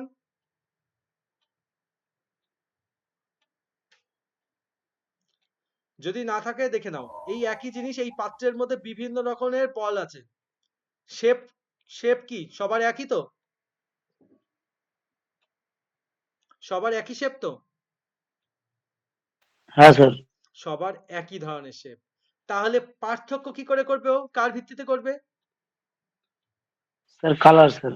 কালারিং এর রেসপেক্টে। এবার যদি বলা হয় এই কালার গুলোকে সাজাও লাইট টু গ্রিন, মানে কি হালকা কালার থেকে ডিপ কালারের দিকে যাও, তাহলে দেখো এইগুলোকে প্রথমে কি করেছে, ওই একবারে কিন্তু এখান থেকে এখানে যায়নি, গেছে? যায়নি। ও কি করেছে, আগে এই কালার গুলোকে ক্লাসিফাইড করেছে, মানে পার্থক্য করেছে। কত ধরনের কালার আছে? 4 ধরনের। এইবার এই 4 ধরনের কালারকে কি করছে ও, এবার পর পর রাখছে। প্রথমে ব্লু রেখেছে, তারপরে ইয়েলো রেখেছে, তারপরে গ্রিন রেখেছে, তারপরে রেড রেখেছে। ও ওর রেশিও অনুযায়ী ও করেছে, ওর যে অ্যালগরিদম ছিল সেই অ্যালগরিদমের মডেলের রেসপেক্টে করেছে।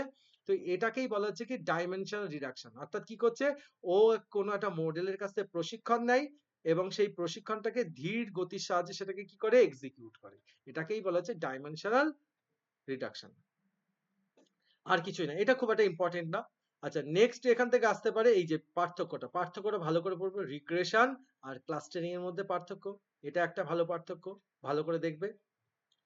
আচ্ছা, নেক্সট যদি আসি আজকের টপিক, সেটা হচ্ছে রিইনফোর্সমেন্ট লার্নিং। আচ্ছা, রিইনফোর্সমেন্ট লার্নিং কি বোঝায়? বেসিক্যালি রিইনফোর্সমেন্ট লার্নিং এর মধ্যে তিনটে অবজেক্টকে খুব বেশি হাইলাইট করা হচ্ছে। কি কি? একটাকে বলা হচ্ছে অ্যাকশন, একটাকে বলা হচ্ছে রিওয়ার্ড, আর একটাকে বলা হচ্ছে অবজারভেশন। আগে বলো তো এই তিনটে টার্মোলজি বোঝো কিনা? অ্যাকশন কাকে বলে, রিওয়ার্ড কাকে বলে, অবজারভেশন কাকে বলে?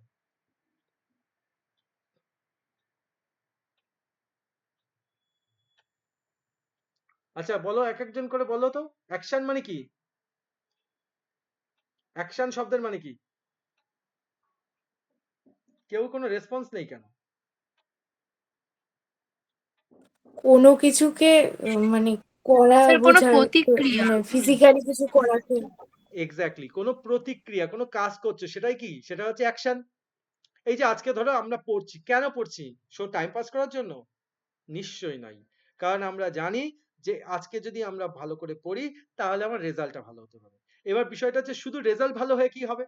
রেজাল্টটা যদি ভবিষ্যতে গিয়ে, হ্যাঁ এই রেজাল্ট যেটা আসলে এই রেজাল্টটাকে ভবিষ্যতে আমরা এখান থেকে আমরা কি করি, এখান থেকে আমরা কিছু রিওয়ার্ড পেতে পারি। রিওয়ার্ড মানে কি, কোনো এই রেজাল্টের রেসপেক্টে আমরা ভবিষ্যতে ইন ফিউচার আমরা কোনো ভালো জব পেতে পারি। Maybe government job, maybe private sector, maybe হয়তো কিছুই হলো না, হয়তো সেটাকে তুমি বিজনেসে লাগাতে পারলে বা অন্য কোনো পারপাসে লাগলো। তাহলে এটা কি আছে, এটা এজ এ রিওয়ার্ডের মতন। তাহলে প্রথম হচ্ছে অ্যাকশন। অ্যাকশন মানে কি, এই যে কাজটা করছি এটাই হচ্ছে অ্যাকশন। রিওয়ার্ড মানে কি? রিওয়ার্ড মানে হচ্ছে অনেকটাই প্রলোভন দেওয়ার মতন, বা দেখবে বাবা মারা প্রলোভন দেয়, যদি তুমি 450 পেতে পারো তাহলে তুমি যে গিফটটা চেয়েছো সেই গিফটটা তুমি পাবে, বা তুমি কোথাও বেড়াতে যেতে চেয়েছো সেটা তোমাকে নিয়ে যাবে। এটা কি, এটা হচ্ছে অনেকটা রিওয়ার্ড। বিষয়টা হচ্ছে যে এই কাজটা যদি করো তাহলে তুমি এই রিওয়ার্ডটা পাবে।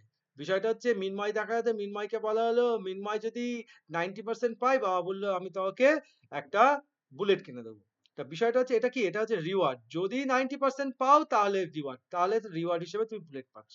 তার মানে বিষয়টা হচ্ছে এটা কি, তার তাহলে মিনময় কি করলো, দিন রাত খাটা শুরু করে দিল। অ্যাকশনের মানে কি, কাজ করার গতি বেড়ে গেল। রিওয়ার্ড যদি না থাকতো তাহলে কিন্তু অ্যাকশন কাজ করতো না। বোঝা গেল? আর লাস্ট হচ্ছে কি অবজারভেশন। অবজারভেশন মানে কি, এই অবজারভেশন মানে এটাও আমরা বুঝি। অবজারভেশন মানে কি,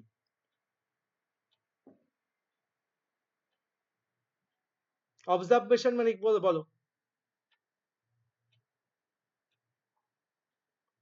এই অবজারভেশন মানে হচ্ছে, কে বলবে বলো?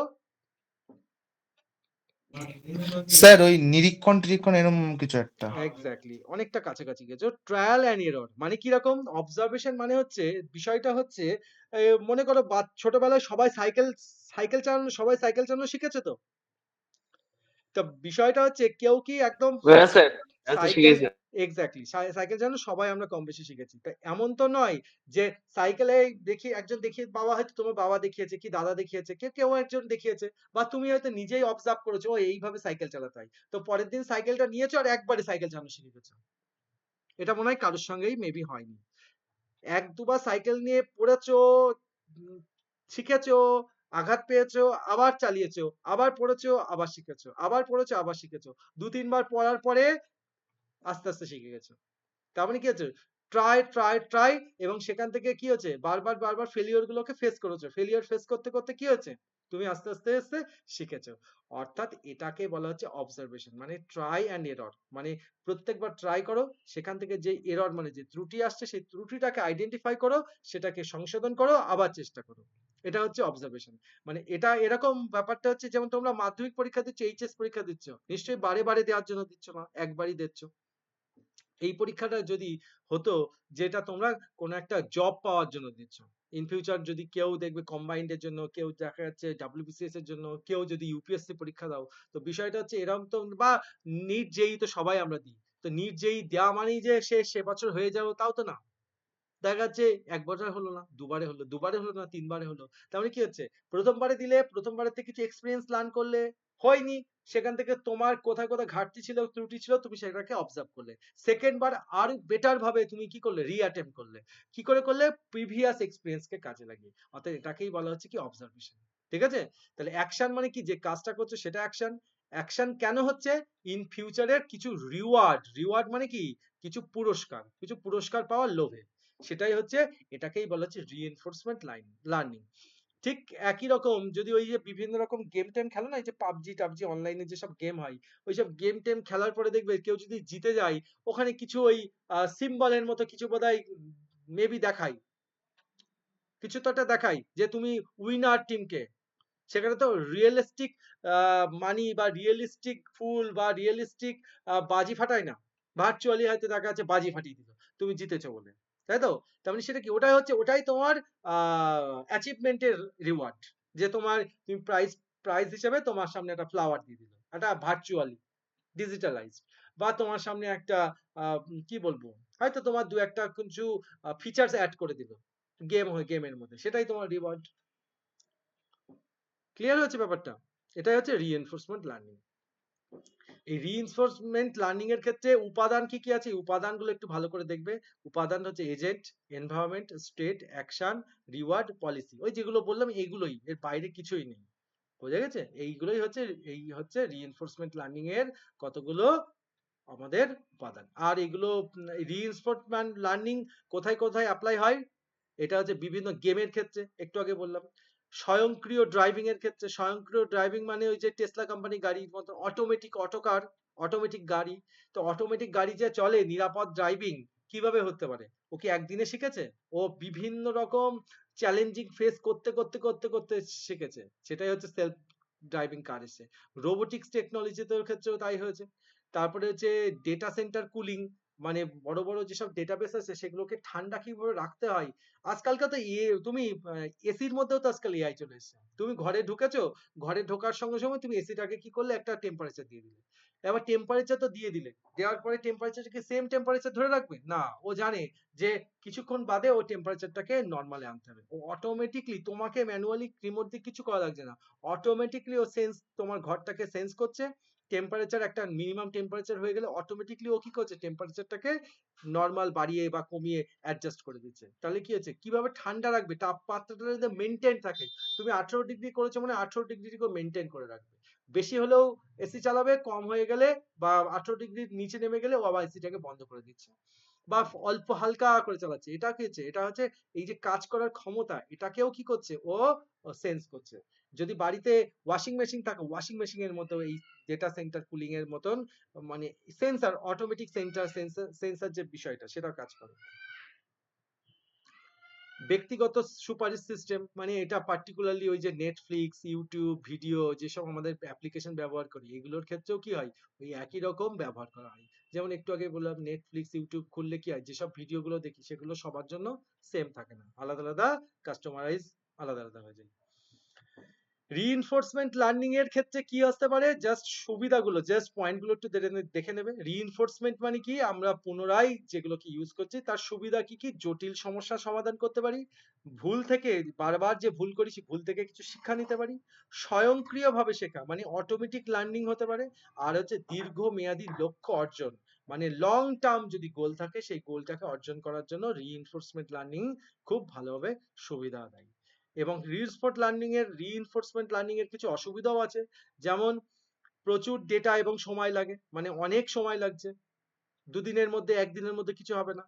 বাস্তব জগতে প্রয়োগ করার অনেক ঝুঁকি আছে, রিয়েল লাইফে অ্যাপ্লাই করার অনেক ঝুঁকি আছে। যেমন অটোমেটিক গাড়ি নিয়ে তুমি যদি হঠাৎ করে নেমে যাও, অটোমেটিক গাড়ি দেখা যাচ্ছে আমেরিকার জন্য তৈরি হচ্ছে, তুমি একটা গাড়ি অর্ডার করে বাস গাড়াপোতায় অটোমেটিক সেলফ ড্রাইভিং কার নিয়ে শুরু করে দিলে, গাড়ি তো বুঝতেই পারবে না যে এতগুলো সেন্স করতে হয়, কারণ ওগুলো ওখানকার আমেরিকার জন্য তৈরি। ওখানে গাড়িতে রাস্তায় বিভিন্ন রকম সিগন্যাল আছে, সেই সিগন্যাল মেনে কাজ করার জন্য।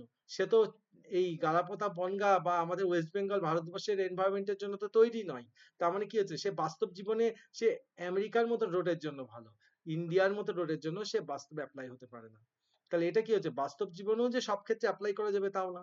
পুরস্কার ডিজাইন করার জটিলতা আছে, অর্থাৎ সব সময় একই রকম পুরস্কার বা সব ক্ষেত্রে কেমন ভাবে পুরস্কারকে দেওয়া হবে সেটাও খুব কমপ্লেক্সিটির মধ্যে থাকতে পারে। অনিশ্চিত ফলাফল মানে কি, যে আউটপুটটা আসবে সেই আউটপুটটা যে সবসময় সফল হবে এমন কোনো কথা নেই। এটাই হচ্ছে বিষয়। আর ওই একই কথা, এই পুরস্কার ডিজাইন জটিলতায় একই কথাই বারবার এসছে, আর কিছু নেই। এই হচ্ছে রিইনফোর্সমেন্ট লার্নিং এর অসুবিধা। এগুলো হচ্ছে রিইনফোর্সমেন্ট লার্নিং ইউজ করলে তার কি কি অসুবিধা ফিল করতে পারি। তো এটা জাস্ট একটু পড়লেই হবে, কিন্তু আমি বারবার বলছি পার্থক্যগুলো ভালো করে পড়বে। সুপারভাইজ লার্নিং, আনসুপারভাইজ লার্নিং এর পার্থক্য ভালো করে পড়ে নেবে। সুপারভাইজ লার্নিং এর ব্যবহার কোথায় হয়, আনসুপারভাইজ লার্নিং এর ব্যবহার কোথায় হয়, যেটা আমরা একটু আগেই দেখেছিলাম। সুপারভাইজে কি থাকে, লেবেলিং থাকে, আর আনসুপারভাইজে লেবেলিং থাকে না। এই তো হলো পার্থক্য। এখান থেকে আরেকটা পার্থক্য বলছে সুপারভাইজ আর reinforcement learning. Reinforcement sir learning কটা অবধি ক্লাস করাবেন? কটা অবধি হয়েছে দেখি, কটা অবধি, 10:30টার মধ্যে ছেড়ে দেবো। সুপারভাইজ লার্নিং আর ওকে স্যার। Reinforcement learning. দেখো তোমাদের তো আর কোনো সাবজেক্ট নেই, আর কি আছে, আর তো সাবজেক্ট খুব বেশি নেই। না স্যার আর নেই, কম্পিউটারটা বাকি আছে। তো সেটাই, সুতরাং আমাদের তো আর কোনো কিছু নেই, ফলে সময় তো আমরা এখন সেই সময় তো কম্পিউটারকেই দিতে হবে। তো যে কারণে আমি অন্যান্য ক্লাস থাকলে তাই আমি চাপ ছিল যে ঠিক আছে অন্য কোনো সাবজেক্ট আছে, তো আমাদের লাস্ট 3 দিনে এই সাবজেক্টটাকেই ফোকাস করতে হবে। তো চলো আমরা এটাকেই একটু ভালো, আমি তোমাদেরকে কি আমি জাস্ট শর্ট করে এগিয়ে যাচ্ছি যাতে তোমরা বাড়িতে গিয়ে দুবার একটু রিডিং করতে পারো। এই বিশেষ করে যে পয়েন্টগুলোকে বেশি করে হাইলাইট করছি সেগুলোকে ভালো করে একটু দেখবে। তাই যেমন পার্থক্য যেটা বললাম, সুপারভাইজ লার্নিং আর রিইনফোর্সমেন্ট লার্নিং, এই লার্নিং দুটোর পার্থক্যগুলো একটু দেখবে। এখান থেকে পার্থক্য আসলে বেসিক্যালি 2 মার্কসের পার্থক্য আসতে পারে। কটা পার্থক্য লিখতে হবে, 2 মার্কসের জন্য 3টে পার্থক্য লিখলেই যথেষ্ট। আচ্ছা, আর স্যার বলছি সুপারভাইজড আর আনসুপারভাইজড এটাও পড়তে হবে? হ্যাঁ, সুপারভাইজ আনসুপারভাইজ তো বেশি ইম্পর্টেন্ট, সেটা আমি আগেই বললাম। সুপারভাইজড আনসুপারভাইজড এর পার্থক্য তো খুব ইম্পর্টেন্ট। এর ডেফিনেশন যখনই পড়ছো তখনই তো হয়ে যাচ্ছে। দেখো বেসিক তো আগেই বললাম, সুপারভাইজড এর ক্ষেত্রে কি আছে, সুপারভাইজের লেভেল থাকে, আনসুপারভাইজের লেভেল থাকে না। সুপারভাইজের যে ফলাফল সেটা কি হচ্ছে, তার ফলাফলটার যে পূর্বাভাস মানে তার যেটা আউটপুট হয় 100% হয় না 0% হয়। আর এক্ষেত্রে কি আছে বিভিন্ন প্যাটার্ন থেকে আউটপুট জেনারেট করা হয়। ফলে আনসুপারভাইজড হচ্ছে ওয়েদার কাস্টিং আনসুপারভাইজড এর মধ্যে পড়বে।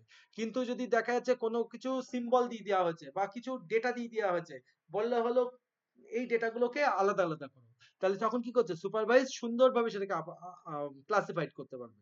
তো এইটাই হচ্ছে সুপারভাইজড এর অ্যাকুরেসি 100%, আর এর ক্ষেত্রে সম্ভাবনা কাছাকাছি 100% হয় না আনসুপারভাইজড এর ক্ষেত্রে। সুপারভাইজড এর ক্ষেত্রে দেখো কি কি কাজ করে, সুপারভাইজ দুটো কাজ করে, ক্লাসিফিকেশন রিগ্রেশন। আনসুপারভাইজড এর ক্ষেত্রেও একই কাজ হয়, কিন্তু নাম দুটো আলাদা, ক্লাস্টারিং আর হচ্ছে অ্যাসোসিয়েশন। এইগুলোই হচ্ছে এরকম, এই মেন তিনটে পয়েন্ট লিখে দিলেই যথেষ্ট। এবার যদি তুমি যুক্ত করতে চাও আর দু একটা পয়েন্ট যুক্ত আছে, এগুলো কেউ করতে পারো। সুপারভাইজড এর ক্ষেত্রে স্প্যাম ফিল্টারিং, ছবি আইডেন্টিফাই করা, রোগের পূর্বাভাস, আবহাওয়ার পূর্বাভাস, এগুলো হতে পারে। আনসুপারভাইজড এর ক্ষেত্রে ডাইমেনশনাল বা গ্রাহক বিভাজন, ডেটা কমানো, এগুলোর ক্ষেত্রে আসতে পারে। এগুলো বিভিন্ন রকম উদাহরণ আছে। আচ্ছা, নেক্সট যেটা আসছে এইটা একটু ভালো করে একটু পড়বা। এইটা হচ্ছে নিউরাল নেটওয়ার্ক। ভালো করে পড়বা মানে জাস্ট শুধু ডেফিনেশনটা একটু ভালো করে দেখবা। নিউরাল নেটওয়ার্কিং কি জিনিস? নিউরাল নেটওয়ার্কিং একটু যদি দেখো, এখানে দুটো ছবি আছে, এখানে দুটো ছবি আছে। যদি বাঁদিকের ছবিটা দেখো, যদি বাঁদিকের ছবিটা, এইটা বেসিক্যালি কিসের ছবি জানো?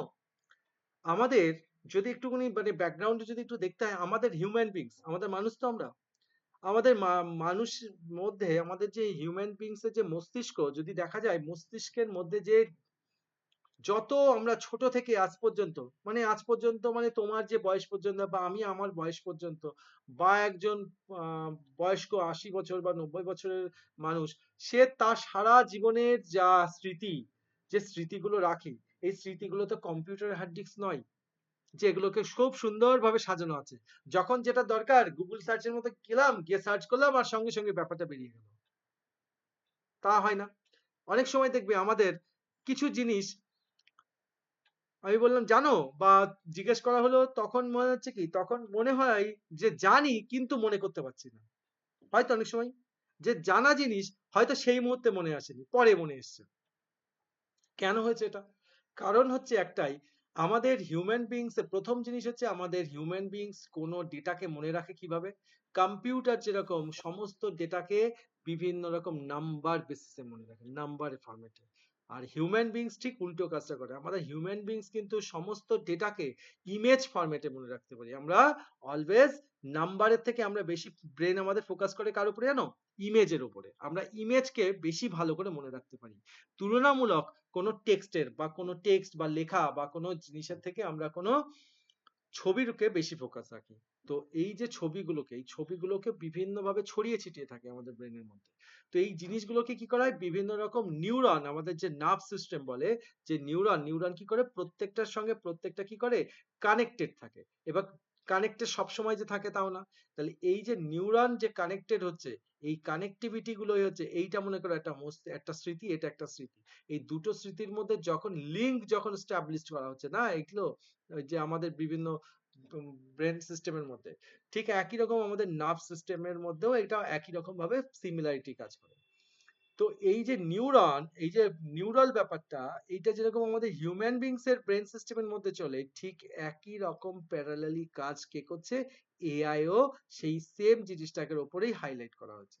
এখানে কি করা হচ্ছে, এখানে কিছু ইনপুট থাকে, কিছু আউটপুট থাকে। অর্থাৎ ইনপুটও দেওয়া আছে, কিছু আউটপুটও দেওয়া আছে। এআই এর কি কাজ হচ্ছে, ইনপুটের সঙ্গে আউটপুটকে কি করানো, তার একটা লিংকের মাধ্যমে দুটোকে জুড়ে দেওয়ার কাজ করছে। অর্থাৎ ইনপুট ডেটা কি আছে, আউটপুট ডেটা কি আছে, তাদের মধ্যে মিল দেখিয়ে, তাদের মধ্যে কিছু সিমিলারিটি অনুযায়ী সেগুলোকে কি করছে, জাস্ট জুড়ে দেওয়ার কাজটা করছে। এই জুড়ে দেওয়ার কাজটাকেই বলা হচ্ছে কি নিউরাল নেটওয়ার্কিং। অর্থাৎ ঠিক হিউম্যান বিংস এর মাথার মতো। অর্থাৎ কিভাবে একটা ডেটার সঙ্গে আরেকটা ডেটার মধ্যে সম্পর্ক স্থাপন করতে পারি, এই সম্পর্ক স্থাপন করার কাজটাকেই বলা হচ্ছে নিউরাল নেটওয়ার্কিং। নেটওয়ার্কিং কেন বলেছে, নেটওয়ার্কিং কেন বলেছে, কে বলবে বলো তো, নেটওয়ার্কিং কেন বললো? নেটওয়ার্ক মানে কি, নেটওয়ার্কের কাজ কি, নেটওয়ার্ক শব্দের মানে কি? যুক্ত যুক্ত নেটওয়ার্ক করা স্যার। শব্দের মানেই হচ্ছে জোড়া, জুড়ে দেওয়া, যুক্ত করা, এক্স্যাক্টলি। নিউরাল নেটওয়ার্কিং কারণ এটা নিউরাল, আমাদের ব্রেন সিস্টেমে যেরকম নিউরাল কাজ করে ঠিক একই রকম এআই এর মধ্যেও নিউরাল সিস্টেমে কাজ করছে। ঠিক এই জন্য এটাকে বলা হচ্ছে নিউরাল নেটওয়ার্কিং। তো আমরা কি করব, নিউরাল নেটওয়ার্কিং এর জাস্ট একটু ডেফিনেশনটা পড়বো। আর নিউরাল নেটওয়ার্কিং এর মধ্যে কি কি থাকে, একটা থাকে হচ্ছে ইনপুট লেয়ার, একটা থাকে হচ্ছে হিডেন লেয়ার, একটা হচ্ছে আউটপুট লেয়ার। এই দেখো ছবিতেই রয়েছে, মুখস্থ করারও কিছু নেই। এই যে input layer, hidden layer, output layer, এইটাই হচ্ছে নিউরাল নেটওয়ার্কিং এর তিনটে পার্ট, ইনপুট, হিডেন, আউটপুট। ওকে, তো এই হলো ব্যাপার। আচ্ছা, আর বাকি কিছু এগুলোর ডেসক্রিপশন পড়তে হবে না। হ্যাঁ, এইটা এবার দরকার, নিউরাল নেটওয়ার্কের কার্যপ্রণালী। কার্যপ্রণালী পড়তে হবে না, ছেড়ে দাও, কোনো দরকার নেই, কার্যপ্রণালীও দরকার নেই, দরকার নেই, কার্যপ্রণালী লাগবে না, যেটা বলছি সেটা পড়ো। আচ্ছা, এগুলো দরকার নেই। হ্যাঁ, এটা একটু দেখে রেখো যে নিউরাল নেটওয়ার্কিং এর যে কাজটা বেসিক্যালি দুই প্রকারের হতে পারে। একটা হচ্ছে সিঙ্গেল লেয়ার পারসেপশন, আর একটা হচ্ছে মাল্টি লেয়ার পারসেপশন। দেখো সিঙ্গেল লেয়ার মানে কি, যখন দেখো এই যে ইনপুট আউটপুট দেখেছো, এর মধ্যে বেসিক্যালি ডিরেক্টলি সম্পর্ক হচ্ছে ইনপুটের সঙ্গে আউটপুট, মাঝখানে কোনো কাউকে রাখা হয়নি, হিডেন লেয়ার নেই, এটা হচ্ছে সিঙ্গেল লেয়ার পার্টিশন। আর মাল্টি লেয়ারের ক্ষেত্রে কি হচ্ছে, যে এখানে কি হচ্ছে দেখে, মাল্টি লেয়ারের ক্ষেত্রে এখানে কি আসছে, ইনপুট আছে, আউটপুট আছে, আর তার মাঝখানে কি আছে, হিডেন লেয়ার করা আছে। হিডেন মানে কি, ইনপুট আর আউটপুট এর মাঝখানে কি আছে, মাঝখানে একটা লেয়ার আছে। মানে বিষয়টা এরকম, পাত্র আছে আর পাত্রী আছে, দুজনে মিলে ডিসিশন নিল তারা ম্যারেজ করবে, মাঝখানে কোনো কেউ ঘটক নেই, তার মানে সেটা হচ্ছে সিঙ্গেল লেয়ার। আর যখন কি হচ্ছে অ্যারেঞ্জ ম্যারেজের মতন, বিষয়টা হচ্ছে মাঝখানে শাদি.com চলে এসছে বা কোনো প্ল্যাটফর্ম চলে এসছে, তাদের মাধ্যমে কি হচ্ছে, পাত্র পাত্রীর মধ্যে কি হচ্ছে, তাদের মধ্যে সম্বন্ধ বা তাদের মধ্যে রিলেশন এসছে, মানে তখন সেটা কি হচ্ছে, সেটা হচ্ছে অনেকটা হচ্ছে মাল্টি লেয়ার পার্টিশন। মানে কি হচ্ছে, এর মধ্যে হিডেন লেয়ার আছে, কিন্তু সিঙ্গেল লেয়ারের মধ্যে কোনো হিডেন লেয়ার নেই। তো যদি দেখা যায় সিঙ্গেল লেয়ারের ক্ষেত্রে একটা উদাহরণ দিয়েছে, সিঙ্গেল লেয়ারের উদাহরণটা একটু দেখিয়ে দিই। যেমন যদি দেখো সিঙ্গেল লেয়ারের উদাহরণটা হচ্ছে অনেকটা অ্যান্ড আর অর গেটের মতো কাজ করে। এই আউটপুটটা দুটো টেবিল দিয়েছে, দুটো টেবিল ভালো করে দেখে বলতে পারবে যে এর মধ্যে কি বলতে চেয়েছে, টেবিল দুটো, দুটো টেবিল দিয়েছে, খুব সোজা টেবিল কিন্তু।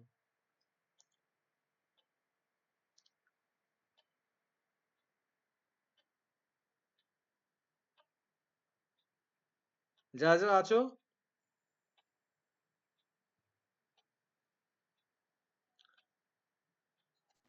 স্যার প্রথমটা অ্যান্ড গেটের ট্রুথ টেবিল আর হচ্ছে পরেরটা অর গেটের।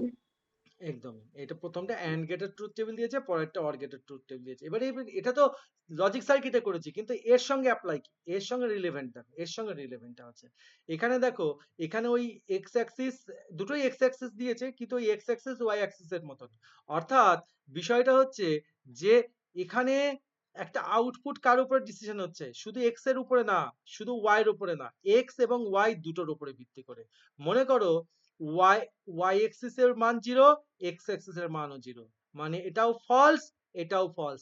তাহলে এর যে রেজাল্ট, এই যে লিঙ্কটাকে কি হিসাবে ধরবো, ট্রু না ফলস?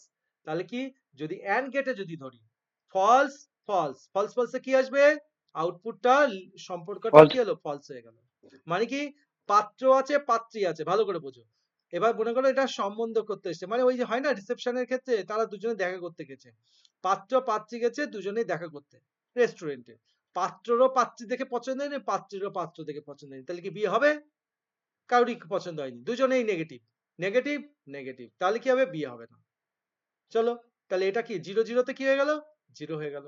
তার মানে এআই কি, দেখো এটা জেনারেলি তোমরা অ্যান্ড গেট অর গেট জানো, লজিক্যালি সিম্বল জানো, তাই কিন্তু ডেটা রিপ্রেজেন্টেশনেও কিন্তু এইভাবে আউটপুট জেনারেট করবে। এখানে কিন্তু 0 1 ডেটা দেখাবে না, এখানে কিন্তু রেড আর গ্রিন, ভালো করে বোঝো, এখানে দুটো অ্যাকচুয়ালি বইতে না, তোমাদের কাছে যদি বইটা থাকে ভালো করে বুঝতে পারবে, এখানে রেড মানে কি, রেড মানে রেড ফর 0, আর গ্রিন মানে কি 1। তাহলে এবার ওয়ান। দেখো, এটা হচ্ছে রেড লাইট, এটা হচ্ছে গ্রিন লাইট, তাহলে বেসিক্যালি 0 0 যখন আসবে তখন কোন লাইটটা জ্বলবে, রেড লাইট না গ্রিন লাইট? রেডের জন্য রেডের জন্য 0, গ্রিনের জন্য 1, তাহলে বলো কোন লাইটটা কোন লাইটটা জ্বলবে 0 0 ডেটা দিলে? বলো। স্যার যদি স্যার রেড স্যার যদি অর্গাট হয় তাহলে রেড লাইটটা জ্বলবে।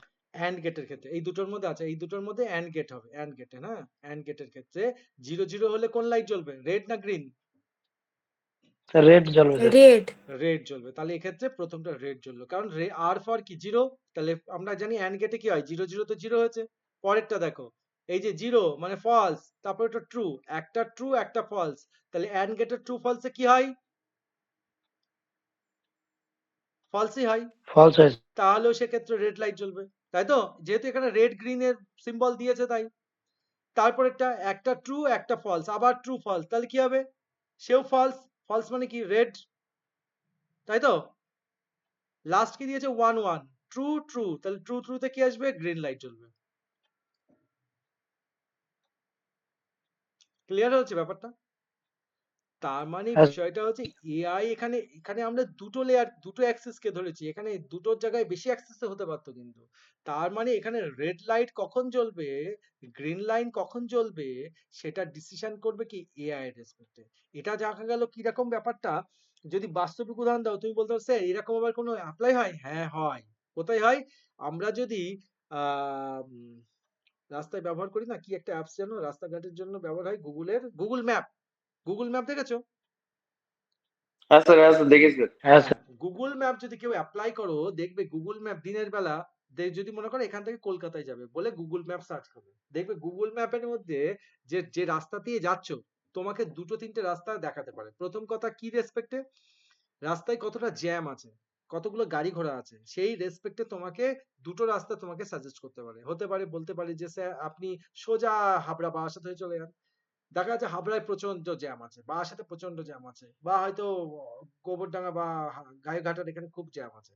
তোমাকে তখন কি করলো, বললো কি কল্যাণী হয়ে আপনি মানে চাকদা হয়ে আপনি চলে যান কলকাতা ডিরেক্টলি, ওটা ফাঁকা হাইওয়ে, ওই রোডটা ফাঁকা আছে। তার মানে কি করছে, ও প্রেডিক্ট করছে, ও প্রতি ঘন্টায় প্রতি মুহূর্তে প্রেডিকশন নিচ্ছে, ডেটা নিচ্ছে, সেই ডেটার উপরে ও অবজার্ভ করছে, করে কোথায় কোথায় ভিড় আছে, কোথায় কোথায় রোডটা খুব জ্যাম, সেই রাস্তাটাকে আবার রেড কালার দিয়ে দেখিয়ে দেয়। দেখবে গুগল ম্যাপে দেখবে যেখানে খুব জ্যাম থাকে সেই জায়গাটাকে আবার রেড কালার, রেড জোন দিয়ে করে দেয়। কেন বোঝায়, যে এখানে এই জায়গার রাস্তাটা খুব জ্যাম আছে। তাহলে এটা কার উপরে ভিত্তিতে করে, এই ডেটার উপরে সেম ভাবে কাজ করে। সেম এই ডেটাটা অ্যান্ড গেটের ক্ষেত্রেও প্রযোজ্য হতে পারে, অর গেটের ক্ষেত্রেও প্রযোজ্য হতে পারে। দেখো সেম অর গেটের জন্য যদি হতো এই একই কাজটা, রেড সিগন্যাল গ্রিন সিগন্যাল যদি হতো, তাহলে এক্স অ্যাক্সিস 0 ওয়াই অ্যাক্সিস 0, তাহলে 0 0 তে কি আসছে 0 মানে গ্রিন, তাহলে কি আসছে রেড লাইট জ্বলতো। 0 1 এ কি হয়, আমরা জানি অর গেটে কি হয়, একটা ট্রু হলেই ট্রু হয়ে যায়, তাহলে 0 1 এ কি হতো ট্রু, তাহলে গ্রিন লাইট জ্বলতো। 1 0 তে কি আসতো ট্রু, তাহলে গ্রিন লাইট জ্বলতো। 1 1 এ কি আসতো 1, তাহলে গ্রিন লাইট জ্বলতো। তাহলে দেখো অর গেটের ক্ষেত্রে গ্রিন লাইন 3 বার জ্বলেছে, রেড লাইট 1 বার জ্বলেছে। অ্যান্ড গেটের ক্ষেত্রে 3 বার রেড লাইট জ্বলেছে, 1 বার গ্রিন লাইট জ্বলেছে। ব্যাপারটা ক্লিয়ার হচ্ছে?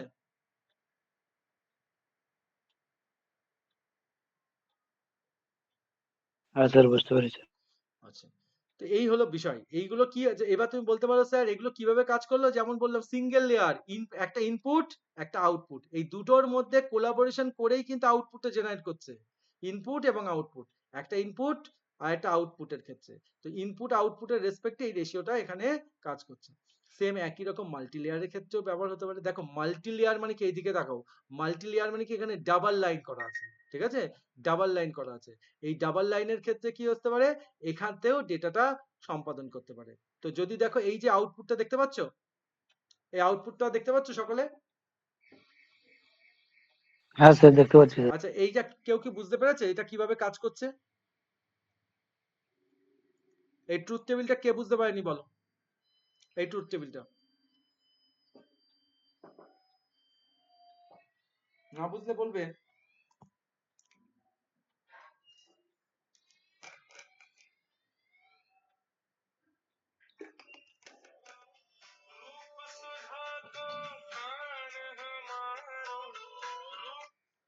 বলো কে বুঝতে পারেনি।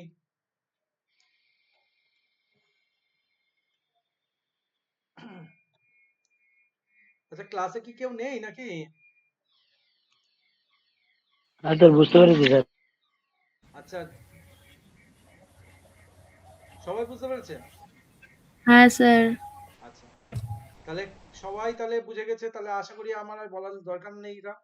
তবু আমি তোমাদের যারা বোঝেনি তাদের জন্য আমি বলে দিচ্ছি, এটা কিন্তু বেসিক্যালি কার উপরে কাজ করছে বলতো? এক্সঅর গেটের উপরে। এক্সঅর গেটের রুলসটা একটু ছোট্ট করে বলে দিই, যারা ফিজিক্স ছিল তারা তো জানো, রিসেন্টলি যেহেতু পড়েছো। এটা বেসিক্যালি ওই এক্সঅর গেট মানে হচ্ছে প্লাসের অপারেশনে কাজ করছে। জিরোর সঙ্গে জিরো যোগ করলে কি হয়? জিরো জিরোতে এটা অ্যান্ড অর নয়, কিন্তু এটা যোগের মতো কাজ করে। জিরোর সঙ্গে জিরো যোগ করলে সাম কত হয়? জিরো। জিরোর সঙ্গে এক যোগ করলে সাম কত হয়? জিরোর সঙ্গে এক যোগ করলে এক হয়। একের সঙ্গে জিরো যোগ করলে কত হয়? এক হয়।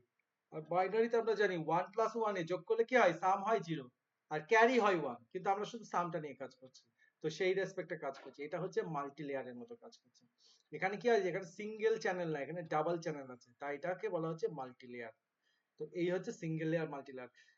জাস্ট সিঙ্গেল লেয়ার মাল্টি লেয়ারের মধ্যে পার্থক্য, বেসিক পার্থক্য একদম সহজ। এই ব্যাপারটা যে তোমার মনে হচ্ছে স্যার এত কিছু বোঝাচ্ছে, বিষয়টা কিছুই না।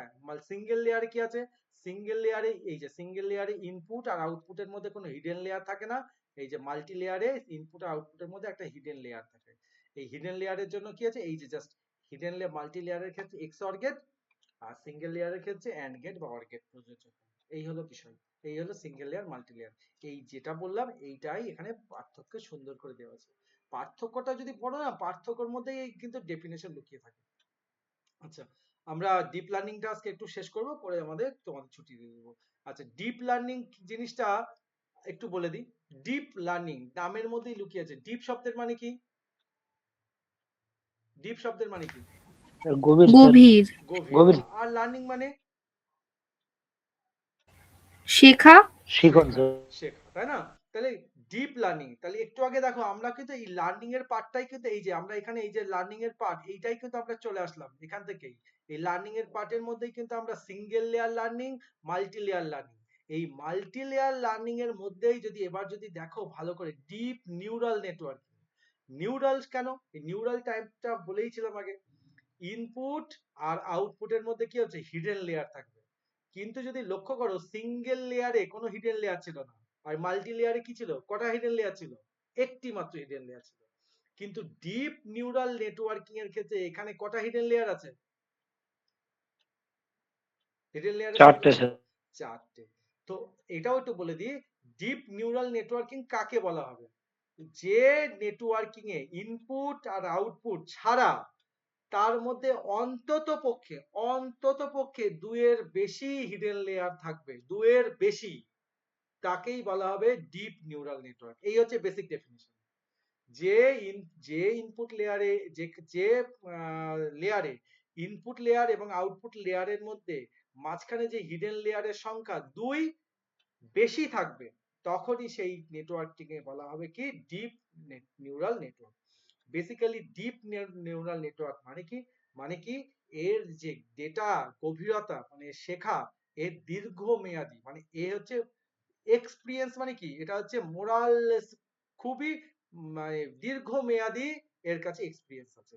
তাহলে এটাকেই বলা হচ্ছে কি? গভীর বা ডিপ লার্নিং। ডিপ লার্নিং মানে কি? একটা এআই এর ক্ষেত্রে ডিপ লার্নিং হতে গেলে, কোনো এআই কে যদি ডিপ লার্নিং হিসেবে কাজ করতে হয়, তার অন্তত পক্ষে 25-30 বছর ধরে তার ডেটা নিয়ে কাজ করার অভিজ্ঞতা থাকতে হবে।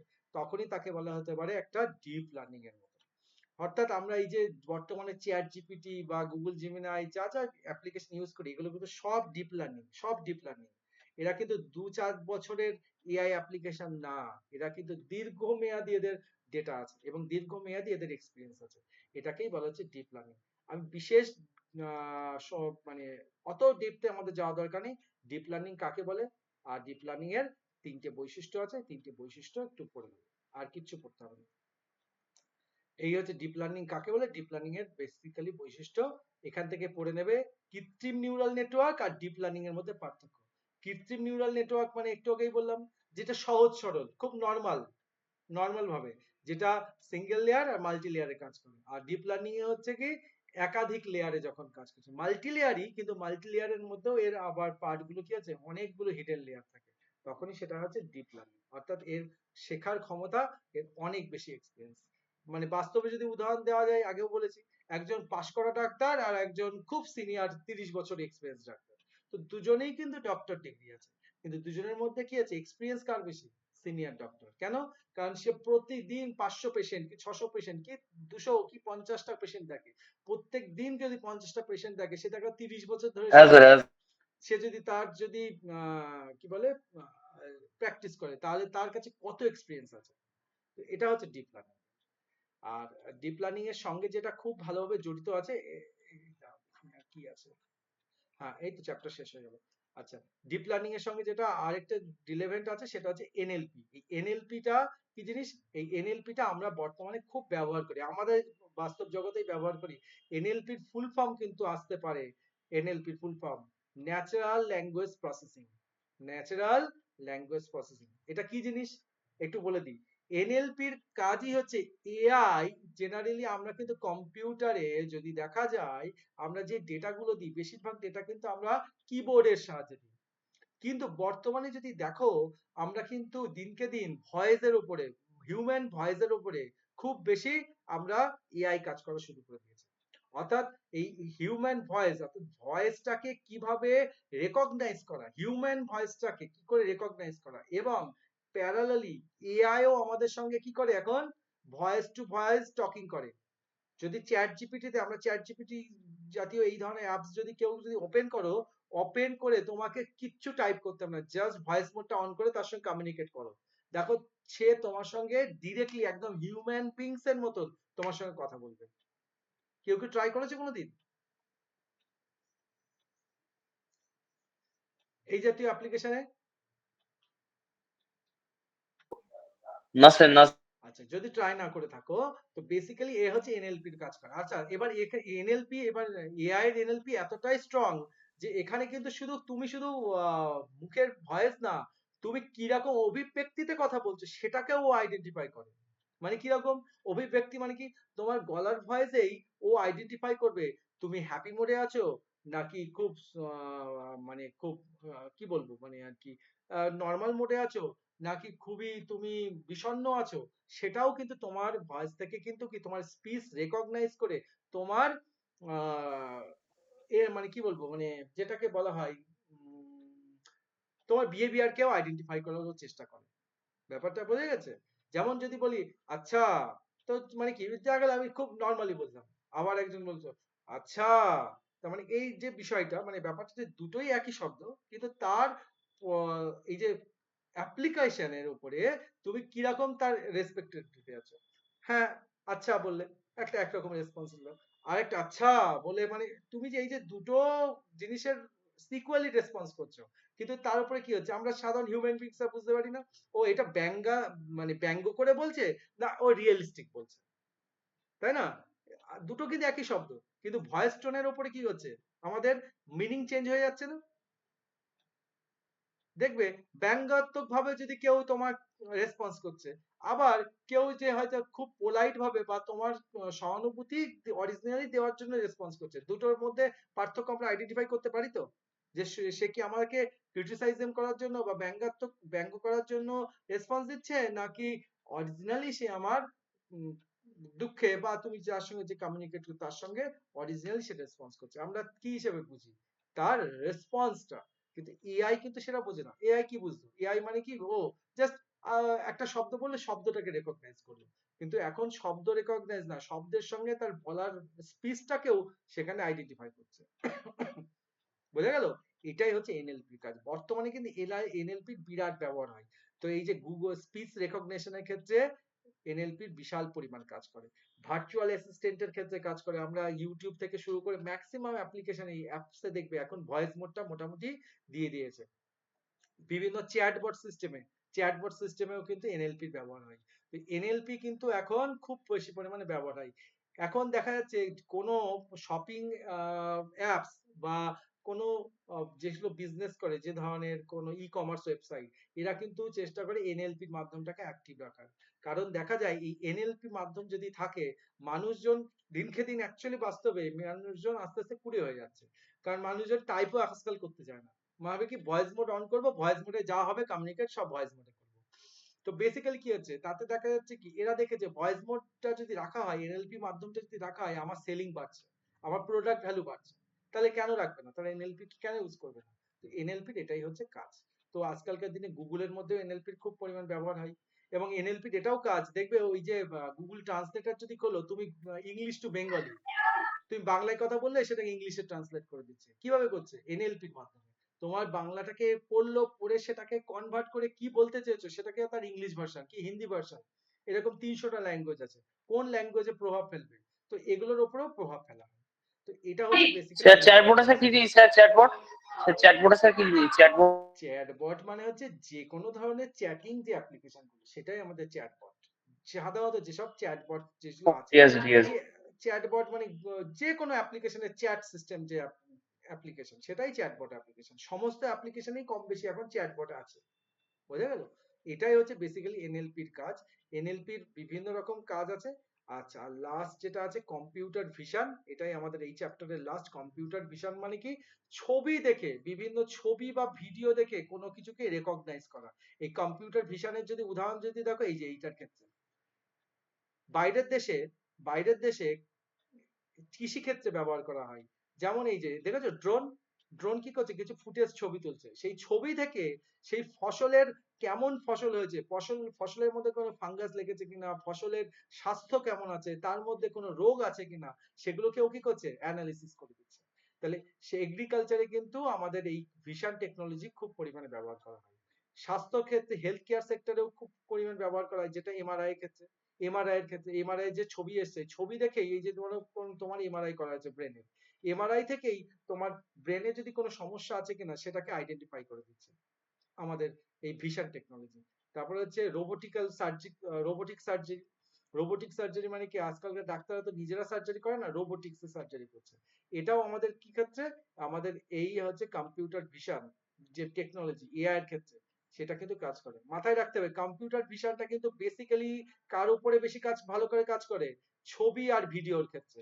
এটা কিন্তু টেক্সট ডেটার উপরে কাজ করে না। কম্পিউটার ভিশন কিন্তু বেসিক্যালি ছবি বা ভিডিওর উপরে কাজ করে। এখানে আমাদের প্রশ্ন আসতে পারে কম্পিউটার ভিশনের ব্যবহার কোথায় কোথায়, জাস্ট শুধু ব্যবহারগুলো বলবে।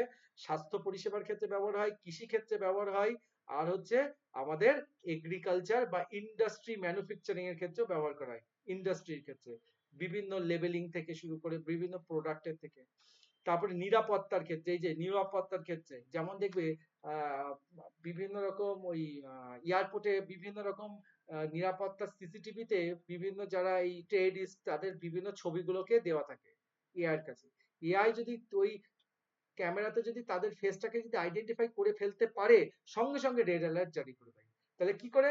ওর মুখমণ্ডলটাকে, সিসিটিভির মুখমণ্ডলের সঙ্গে ওর ডেটাবেসের মুখমণ্ডল, মানে যাদের হিট লিস্টে নাম আছে, সেই ফেসগুলো যে ছবিগুলো দেওয়া আছে তাদের মধ্যে যদি সিমিলারিটি খুঁজে যায়, এমনকি 90% সিমিলারিটিও যদি পেয়ে যায়, তাও কি করে? তাও সেটাকে আটকে দেয়।